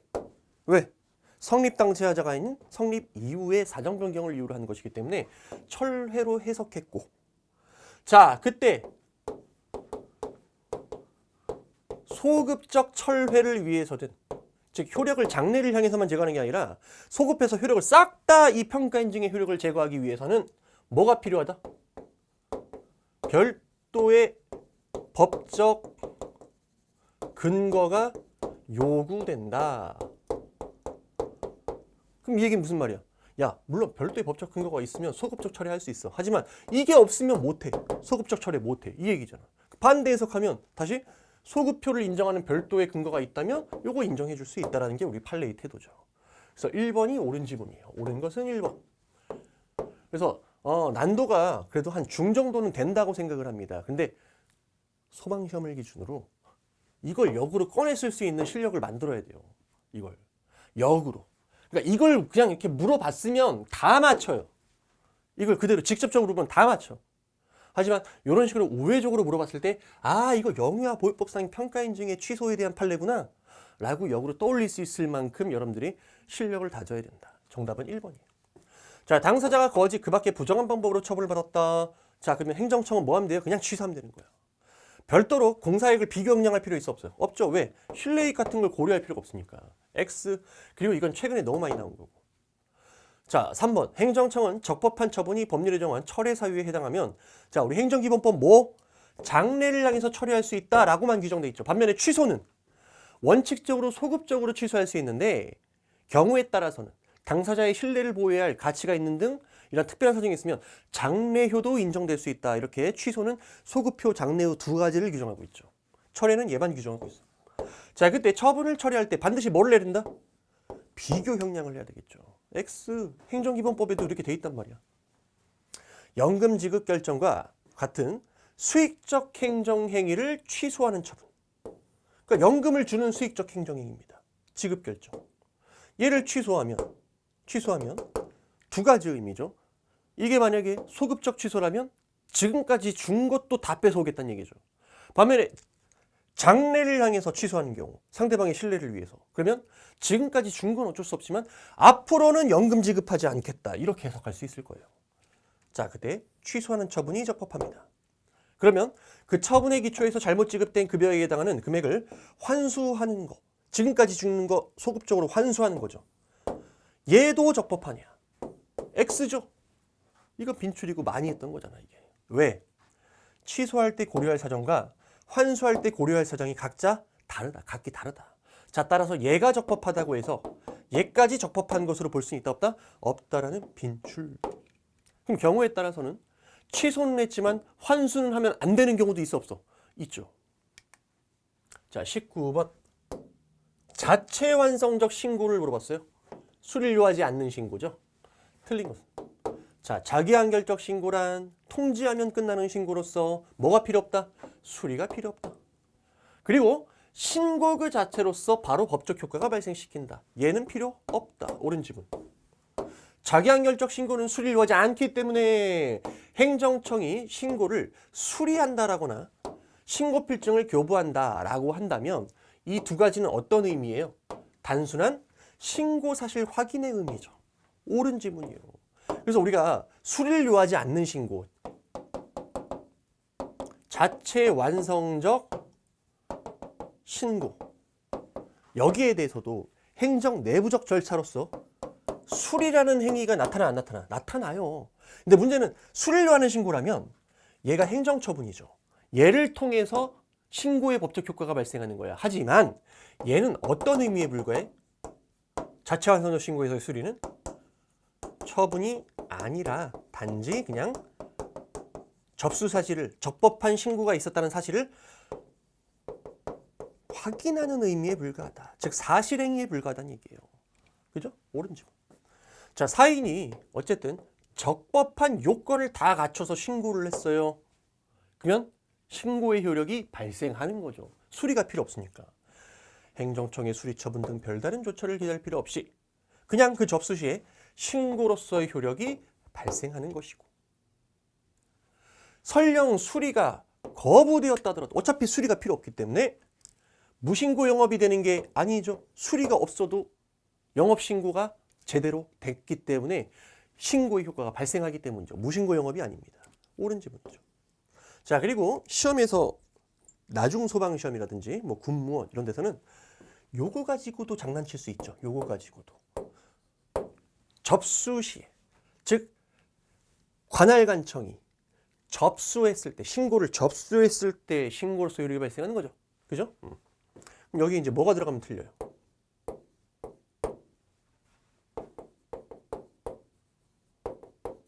신고를 발송했을 때. 이러면 X죠. 도달해서 접수가 돼야 돼요. 접수 시. 됐죠? 자, 그 다음. 자기한결적 신고에 대해서는 행정기본법 A 틀렸죠. 무슨 법? 절차법이죠. 절차법. 행정절차법. 그리고 이건 심지어 우리가 기출에서도 여러 번 나온 지문이야. 최근에 그것도. 그죠? 최근 기출로. 자, 그 다음에 반면에 우리가 수리를 요하는 신고. 수리를 요하는 신고. 이건 무슨 법? 행정기본법에 있죠. 기본법에 있죠. 그래서 구별. 정답은 4번. 자, 20번 행정입법을 물어봤고요. 이것도 돌려깎기식으로 물어봤어. 안 보였을 거야. 공부가 좀 덜 됐으면 안 보여요. 헌법에서 정한 이게 키워드였어. 행정부가 아닌 기관에 의한 행정입법이라고 돼 있잖아. 그때 여러분들이 뭘 물어본지를 몰랐어도 얘를 물어봤으면 잠깐만, 감사원 규칙 우리 행정기본법이나 감사원법에서는 법규명령으로 인정하고 있어. 근데 헌법에 있나? 이걸 고민해야 돼. 그러니까 감사원 규칙이라는 게 법규성이 있느냐? 헌법에 규정이 없음에도 불구하고 헌법이 인정하는 행정입법의 형식은 아니지만 법규성이 있느냐? 이게 논점이었잖아. 그럼 이걸 확인해야지. 역으로. 출제 포인트를 알고 있으면 역으로 그러면 확인을 해야죠. 이런 식으로. 그죠? X죠. 우리 헌법에는 이런 규정이 없어요. 얘는 어디에서 인정되고 있어요? 감사원법과 행정기본법이라는 둘 다 뭐예요? 법률이죠. 법률. 법률에서 인정하고 있는 입법 형식이에요. 법규명령 형식이에요. 아시겠죠? 헌법엔 있다 없다? 없다. 그럼 정답 1번 끝. 자, 그 다음에 2번은 왜 들어갔을까 갑자기? 이거 그러니까 내가 커뮤니티 보니까 누가 그러더라고 이거. 와, 소방은 학설 문제도 나오는데 아니에요. 여러분들. 학설 문제가 나왔다. 그럼 이제 앞으로 이제 학설 공부할 거예요? 아이고. 아니요. 난 이걸 설명해본 바가 없어요. 한 번도 설명한 바가 없는데요. 다 맞춰요. 다 맞춥니다, 이거. 이걸 정확하게 말씀드리고 싶어요. 절대 아닙니다. 왜? 문제 난도를 높이고 싶으면요. 여러분들이 생판 보지도 못했던 지문을 넣고 싶어요, 출제자는. 근데 하필이면 그게 학설인 거죠. 어차피 여러분들은 1번 찍고 끝났어야 돼요. 자, 보세요. 행정입법을 뭐에 따라 구별하는 학설은 뭐뭐에 따라 법규명령과 행정규칙을 구분한다. 그러면 여러분들이 뭘 물어보는지 모르겠으면 서술어를 보세요. 그럼 이 학설은 무슨 학설이야? 야, 어떻게 법규명령과 행정규칙을 구별할 것이냐에 대한 학설이죠. 이걸 만약에 형식적 기준에 따라 구별한다면 그냥 법형식이 법규명령이면 이건 법규명령이에요. 예를 들어서 시행규칙과 같은 불형의 뭐 처분 기준이든 뭐든 들어가 있으면 이건 그냥 법규명령으로 보는 거예요. 반면에 아무리 법규적인 내용도 어디에 고시와 같은 행정규칙에 들어가 있으면 이건 행정규칙을 보는 거야. 하지만 실질적 기준에 따라 구별한다면 설령 시행규칙과 같은 불형의 형식이라더라도 행정규칙의 내용을 담고 있다면 실질적으로는 행정규칙으로 보겠죠. 그래서 행정입법의 법규성 유무, 즉 대외적 구속력이 있는지, 그 내용이 법규성이 있는 내용인지, 우리 국민의 권리에 영향을 미치는 규정인지에 따라서 이 두 가지를 구별할 겁니다. 그럼 실제 시험에서는 여러분들이 어떻게 해야 돼? 아, 뭔 개소리야. 빨리 넘어가야지 그냥. 빨리 넘어가야지. 이거 가지고 풀란 문제는 아닐 거야. 하고 넘어가야지. 근데 사실 더 좋은 건 뭐야? 이거 풀고 그 다음 보지 말아야 돼요. 보지 말아야 돼. 이걸 보는 순간 난도가 올라간다고. 이거 뭐 이런 시험이 다 있어. 이러고. 무슨 말인지 알겠죠? 명심해야 돼요. 자, 대법원은 법률의 위임을 받아 제정한 이 불형인 시행규칙의 형식. 자, 형식은 뭐야? 시행규칙이라는 불형이에요. 법규명령의 형식이죠. 하지만 여기에 무슨 내용이 들어가 있어요? 운전면허 행정처분 기준 하면서 내가 뭐라 그랬어요, 이거? 제재처분 기준이라고 그랬죠. 여기서의 면허 행정처분 기준이라는 건 면허 정지, 면허 취소 이 기준을 얘기하는 거예요. 제재처분 기준이, 제재적인 처분 기준이 어디에 들어가 있어? 불형에 들어가 있다. 그럼 우리 판례 뭐로 봅니까? 행정규칙으로 보죠. 행정 내부의 사무처리 준칙, 빈출. 자, 그 다음에 법규 명령이 구체적인 집행을 매개하지 않고 직접 국민의 권리 기본권을 침해한다. 그럼 이때는 헌법 소원에 해당이 된다. 옳은 질문이죠, 이거 뭐. 당연한 거죠. 자, 21번. 정보공개법입니다. 자, 1번. 대법원은 정보공개 청구권의 헌법적 근거. 가끔 이걸 틀리신 분들이 있더라고요, 이거를. 이건 내가 수업 중에 그냥, 그죠? 예시까지 들어줬는데. 헌법적 근거가 뭡니까?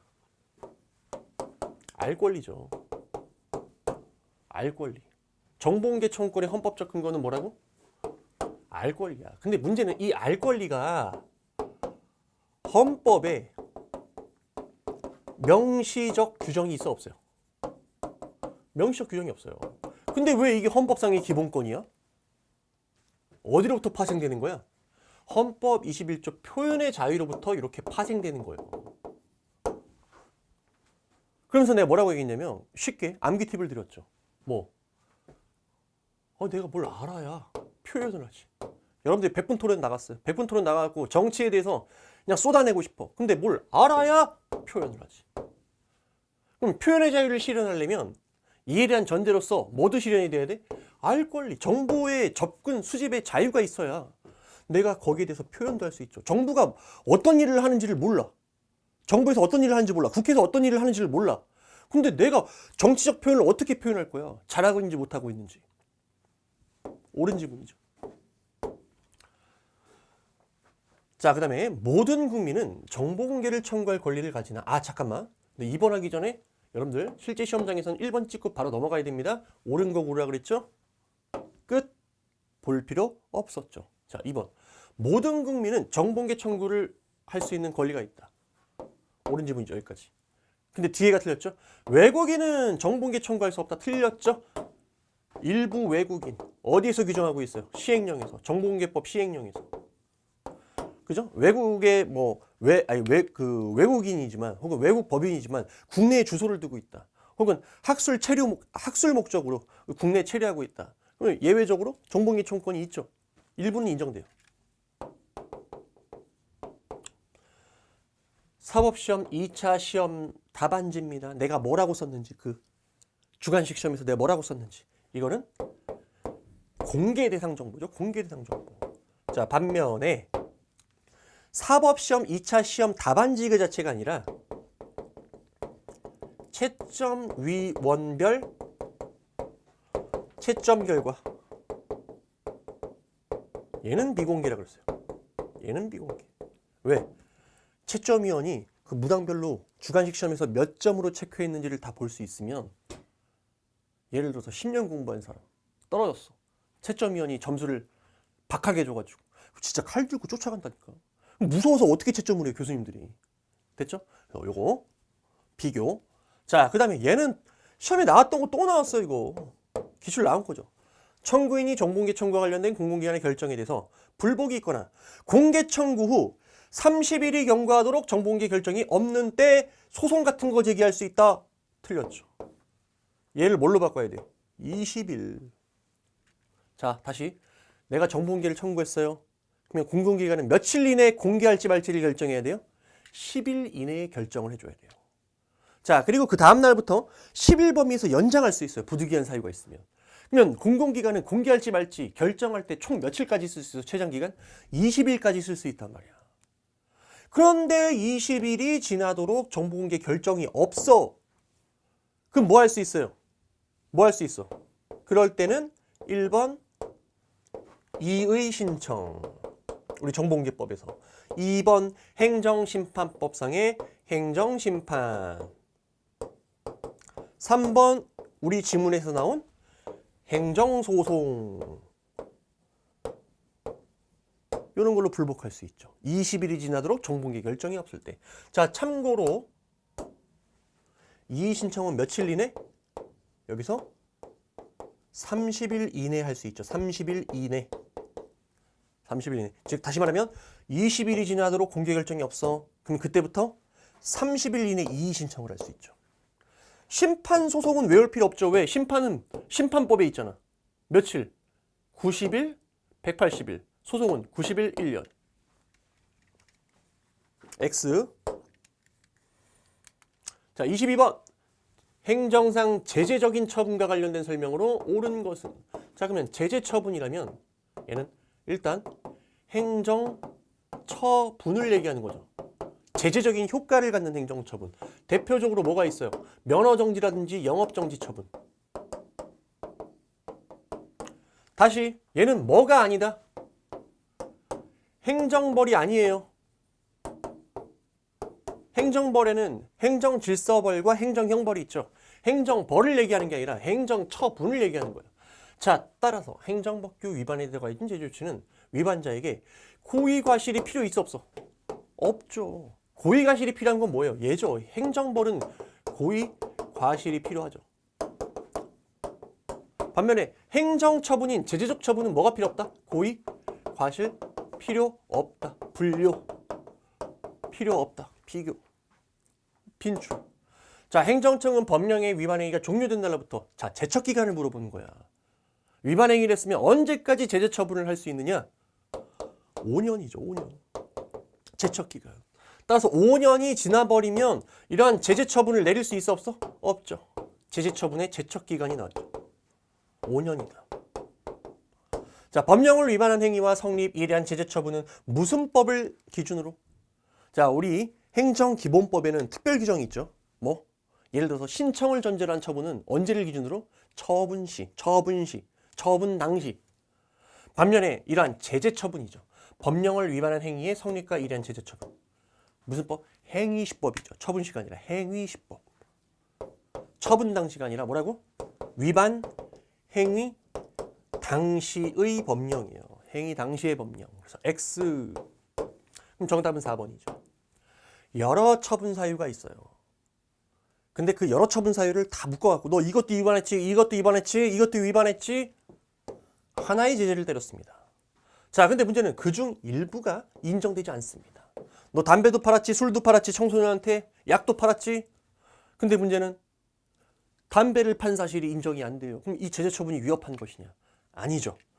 나머지 처분 사유만 가지고도 처분의 정당성이 충분히 인정된다. 예를 들어서 청소년에게 담배도 팔았어요. 술도 팔았어요.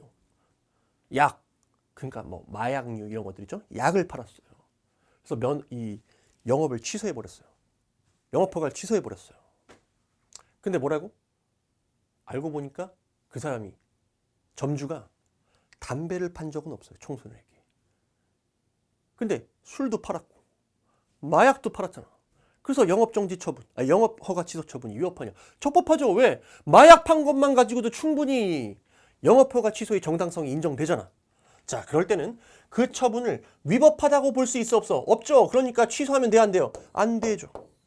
위법하다고 볼 수 없다는 거야. 이 처분은. 왜? 나머지 사유로 처분의 정당성이 인정되니까. 옳은 지문이 되겠습니다. 23번 이행강제금. 어이구, 이거 너무 기초 지문이 나왔어. 이건 눈으로도 풀 수 있죠. 그죠? 이행강제금 납부 의무는 일신 전속적 성질. 이전 상속성이 인정된다, 안 된다? 안 된다. 상속이 될 수 없어요. 옳은 지문 정답 3번. 자, 그 다음에 이건 예전엔 빈출이었죠. 이행강제금. 전통적으로는 부자기 의무나 비대체적 자기 의무에 대한 강제 집행 수단이었죠. 즉 대집행 대상이 아닌 것들. 하지만 오늘날 대체적 자기 의무 위반에 대해서도 부과될 수 있다 없다? 있다라는 게 우리 판례의 태도였죠. 빈출 X. 자, 그 다음에 이행강제금 행정벌을 병과한대요. 자, 얘는 처벌이 아니에요.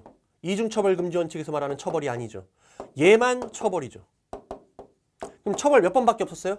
한 번밖에 없었어요. 한 번밖에. 그럼 얘를 이중처벌이라고 할 수 있어 없어? 이중처벌이 아니죠. 처벌 한 번밖에 없었어요. 자, 24번. 처분 사유의 출가 변경에 관한 설명 틀린 것은? 자, 1번은 우리가 너무 지겹게 했고 내가 첫 글자만 나오면 그냥 바로 결론 내라 그랬어요. 뭐 추가 또는 변경된 사유가 처분 당시에 이미 존재하고 있었다거나 당사자가 사실 알고 있었다 하더라도 동일 사유로 볼 수 있다 없다? 동일 사유로 볼 수는 없다. 그렇다 하더라도 기본적 사실관계의 동일성이 있다고 볼 수는 없다. 100번 얘기한 거잖아. X예요. 그러니까 여러분들은 여기까지만 읽어도 아, 이거 동일 사유 아니야. 다른 사유야. 이 정도로 연습 숙지가 돼야 돼요. 이거는. X. 그럼 이거 너무 쉽게 끝났죠. 1번. 끝. 그 나머지는 볼 필요가 없어요. 나머지 지문 중에 어려운 지문이 섞여 있단 말이야. 뭐? 얘 2번 지문이 까다로워요. 아, 까다롭다고 얘 하드야. 충분히 수험생을 혼란시키기 충분한 지문이에요. 근데 봐봐. 이거 빈출이고 내가 분명히 그냥 이거 주어 나오면 바로 결론 익히라고 얘기를 드렸어. 그래서 1번을 찍었어. 그럼 이 시험은 아, 너무 쉽네. 반면에 여기서 확신이 없어서 여기까지 갔다? 여기서부터 이제 흔들리는 거야. 아, 이 시험 되게 어렵네. 난도, 체감 난도 차이가 너무 차이가 나는 거예요. 이걸 끝내느냐, 끝내지 못하고 밑으로 내려갔느냐에 따라서. 출제자는 항상 이렇게 돼요. 내가 지겹게 얘기했잖아. 이 출제 패턴에 대해서. 자, 소송에서 처분 사유와 기본적 사실관계가 동일하여. 자, 기본적 사실관계 동일하다고 했어. 그러면 소송 중에 행정청이 처분 사유를 추가 변경할 수 있어 없어요? 있죠. 있어요. 근데 처분청이 이를 적절하게 주장 증명하지 못했대요. 한마디로 처분 사유 추가 변경을 주장을 안 한 거야. 그럼 법원은 그 처분 사유 판단을 안 하겠죠. 그죠? 그죠? 법원이 그 처분을 위법하다고 판단해서 취소하는 판결이 확정되었다. 행정청이 졌겠죠. 적절하게 처분 사유를 추가하지 못했기 때문에 졌겠죠. 자, 그때 취소 판결인 기속력이 있죠. 동일한 사유로, 자, 기속력이라는 건 뭐였어? 판결에서 얘기한 동일 사유로 동일 처분 하면 된다, 안 된다? 안 된다. 금지. 이게 기속력 아닙니까? 똑같은 사유로 똑같은 처분하는 거 안 된다. 자, 그때 그 처분청이 다른 사유를 근거로 다시 같은 내용의 처분하는 건 허용되지 않는다. 선생님, 다른 사유로 같은 처분하는 건 되잖아요. 그럼 이거 틀렸죠? 이렇게 간다니까, 수험생이. 진짜요. 그렇게 갈 수밖에 없어요, 수험생 기준으로는. 근데 문제는 이거 맞는 지문이야. 선생님, 다른 사유로 동일 처분하는 거 허용된다며요. 하지만 내가 기본서에서 잘 정리를 해놨죠. 기본서에서. 자, 보시면 주어를 보세요. 기본적 사실관계가 동일해서 추가 변경할 수 있는 다른 사유라고 돼 있어요. 완전 똑같은 사유는 아니겠죠. 행정청이 추가하려는 사유가 완전히 똑같지는 않지만 그래도 뭐 기본적 사실관계가 동일한 사유야. 자, 그럼 봐봐. 여기 다른 사유라는 건, 여기서 말하는 다른 사유라는 건 완전히 그 처분 사유, 기존의 처분 사유와 똑같진 않지만 기본적 사실관계의 동일성이 인정되는 사유예요. 그럼 사실상 이건 뭐야? 사실상 동일 사유예요. 다른 사유라고 써 있지만 사실상 동일 사유야. 그러면 뭘로 가는 거야? 1번이야, 2번이야. 지금 이 사안은. 이 사안은 어떤 사유야? 이 사안이에요. 이 사안. 1번 사안이에요.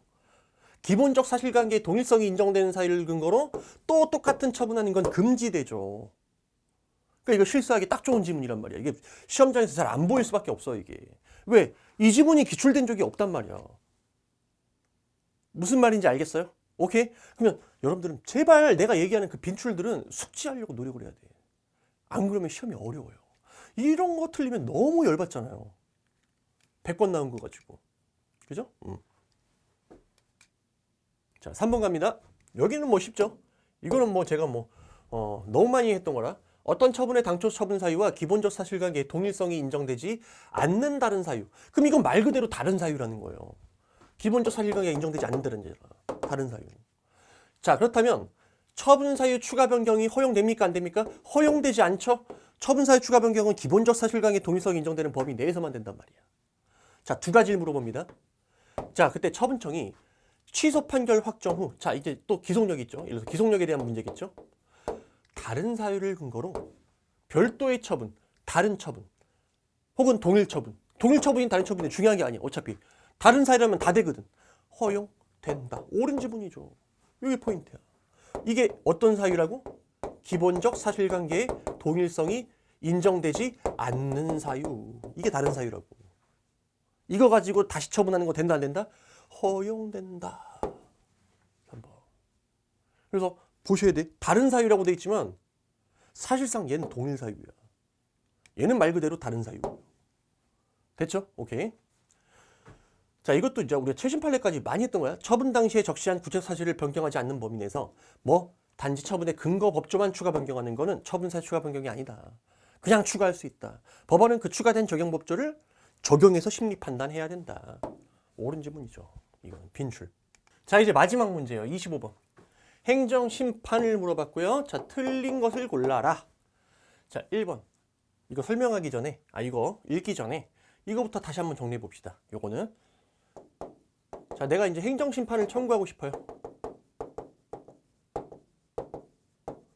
자, 이거 말로 할 수 있습니까? 행정심판 청구? 말로 할 수 없습니다. 행정심판 청구는 서면주의가 적용돼요. 서면주의. 한마디로 행정심판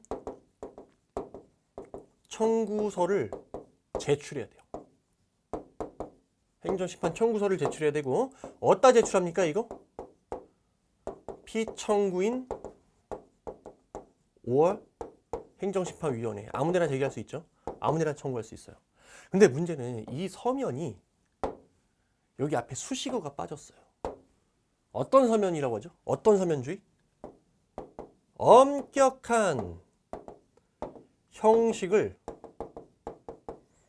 요하지 않는. 형식이 중요해 안 중요해? 안 중요해. 형식이 그렇게 엄격하지 않아요.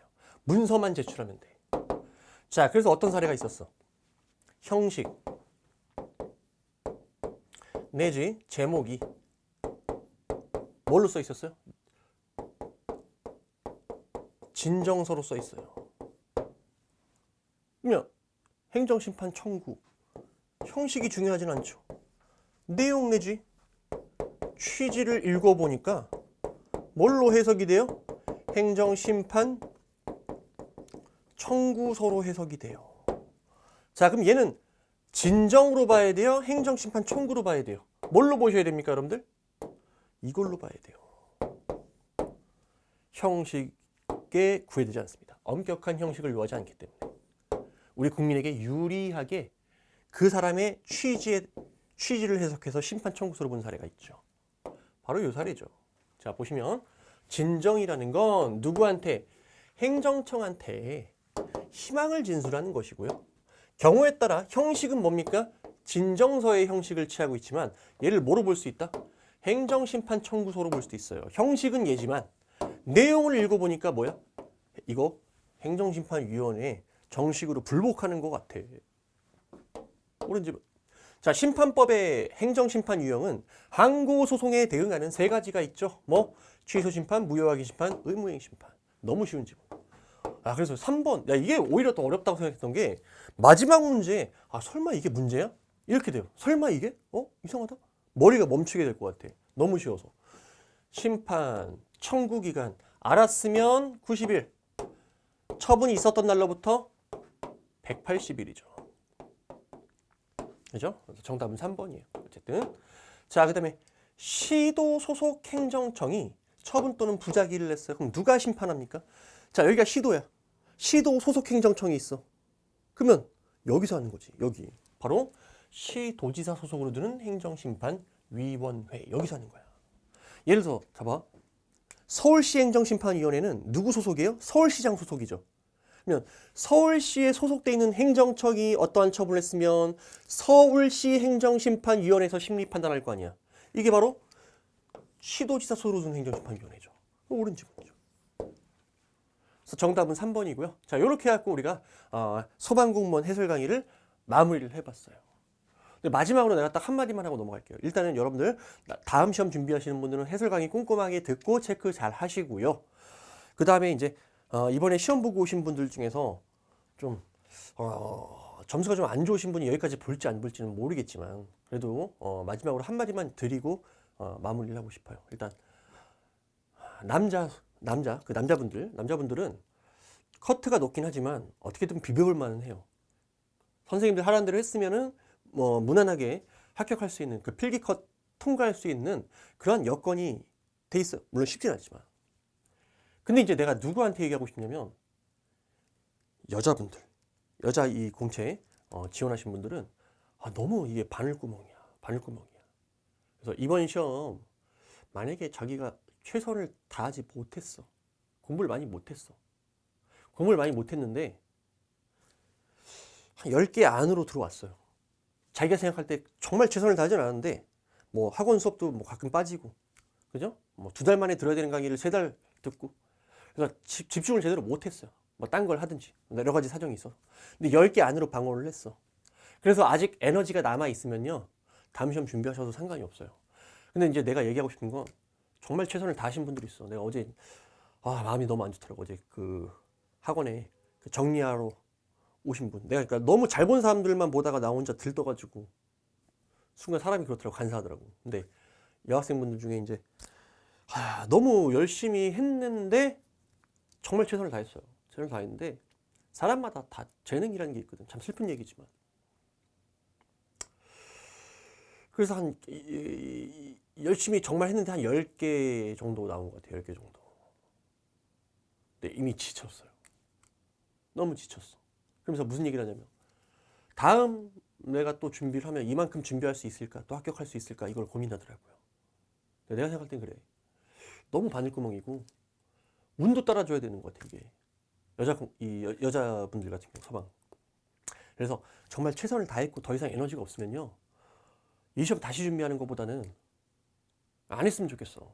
그냥 이거보다 더 좋은 직업들이 너무 많고 여러분들이 너무 그냥 이 공무원 시험만 본 것 같아. 많아요. 진짜로. 할 수 있는 게 많은데 여러분들이 지금까지 그걸 볼 수 있는 시야를 키우기 위한 여유가 없었어. 마음은 급하고 알아. 그 뭐 20, 30대 초반까지 아무래도 그 취업에 이렇게 몰리게 되고 압박을 받고 하다 보면은 사람이 이제 시험이 그나마 이제 머리 아픈 건 없거든. 그러니까 힘들긴 하지만 가는 경로 루트가 좀 단순하거든. 근데 더 많은 수의 직업이 있고 할 수 있는 것들이 정말 많아요. 그리고 얘보다 더 좋은 직업들, 할 수 있는 직업들이 정말 많아. 그러니까 난 여러분들이 이미 에너지가 다 빠졌어. 작년에 공부를 열심히 해가지고. 그러면 그 다음에 또 최선을 다하기가 쉽지가 않아요. 나도 이제 경험자잖아. 나도 오래 공부하다가 내려놓는 그 순간이 있었다고. 그죠? 나는 그 다음에 이제 시간이 너무 오래됐으니까 그걸 이제 잊을 만한 여유가 있지만 여러분들이 오늘, 내일, 아마 이번 주 혹은 한 달 정도는 너무 힘들 거야. 알아. 그 박탈감. 근데 세상의 모든 그 어떤 그 상황들은 다 이유가 있고 그 이유는 본인이 만들 수 있어요. 할 수 있는 일들이 정말 많다. 그죠?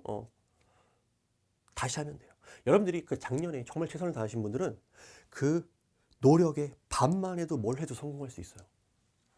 그러니까 본인을 믿어. 그러니까 예를 들어서 잘 생각해봐. 나는 행정법에 너무 자신이 있거든. 행정법에 너무 자신이 있거든. 나는 밥만 먹고 이것만 했으니까 오래 했고. 내가 만약에 노래를 부르고 싶어. 그리고 맨날 오디션에 가수 되겠다고 돌아다녔어. 당연히 난 노래를 못 불러요. 노래를 못 불러. 듣는 건 좋아하지만 음치까지는 아니지만 노래를 잘 못 불러요. 노래방도 한 몇 년에 한 번씩 가요. 근데 내가 노래를 너무 하고 싶은 거야. 가수가 되고 싶어서. 그래갖고 여기저기 막 돌아다녀요. 막 오디션 하는 데마다 막 소속사 말 별로 그냥 뭐 JYP면 뭐 아마 다 떨어질 거야. 다 떨어질 거라고. 그럼 내 자존감이 얼마나 바닥날까. 반대로 난 이걸 했기 때문에 먹고 살 수 있어요. 왜? 난 이걸 잘하니까. 그러니까 사람마다 내가 이 시험이라는 게 되게 매정하단 말이야. 그래서 수능 같은 경우에는 내가 1년 동안 공부 열심히 해서 이만큼은 아니더라도 이만큼 올라오면 좋은 대학 갈 수 있죠. 전보다. 근데 공무원 시험 여기까지 못 오면 떨어지는 것밖에 없어. 그게 되게 매정하단 말이야. 그러니까 이걸 어떻게 보면 도박 같은 이걸 위해서 1년 또 투자를 해야 되느냐. 나는 아니라고 봐요. 과감하게 내려놓고 다른 일을 해라. 다른 일 정말 많다. 찾는 게 쉽진 않죠. 하지만 내가 얘기했잖아 방금. 작년에 했던 그 노력의 반만 하면요. 더 많은 시야를 키울 수 있어요. 그리고 특히 여러분들이 하고 싶은 게 있으면요. 멘토를 빨리 찾아. 여러분들이 인터넷이나 글이 아니라 사람을 통해서 배울 수 있는 게 너무 많아. 예를 들어서 내가 장사의 신이 되고 싶어. 정말 막 프랜차이즈를 목표로 해. 그럼 바닥부터 시작하는 거죠. 정말 유명한 혹은 정말 영업을 잘하고 있다고 생각하는 그 분 밑에서 열심히 일을 하면서 사람을 통해서 그 기업 운영법이라든지 노하우를 열심히 배우려고 노력하고 그러면서 돈 모으기에 치중해봐. 열심히 돈도 모아봐요. 여러분 만약에 뭐 5년 10년 안에 정말 미친 듯이 돈을 모아가지고 1억을 모았다고 쳐봐. 그럼 할 수 있는 게 엄청나게 많아질 거야. 그럼 그때 무슨 생각이 들까? 그 돈 가지고 내가 여기다 투자하고 이러면 이제 어떻게 내가 이제 벌 수 있을까? 이걸 고민하지. 내가 5년 전, 10년 전에 내가 소방공무원 떨어진 거 그게 후회될까? 절대 그렇지 않을 거라고. 더 많은 것들이 있어요. 그러니까 그거를 여러분들이 한번 지금은 힘들겠지만 시간 지나고 다시 한번 되짚어 봤으면 좋겠습니다. 그죠? 제가 뭐라고 그래도 조금 여러분들보다 그래도 한 몇 년 더 살아봤다고 그냥 어줍지 않게 조언 드린 거니까 그래도 한번 경청하고 한번 들으셨으면 좋겠습니다. 여러분들 시험 보고 오시느라고 정말 고생 많으셨습니다. 해설 강의 여기서 마치도록 하겠습니다. 수고하셨습니다.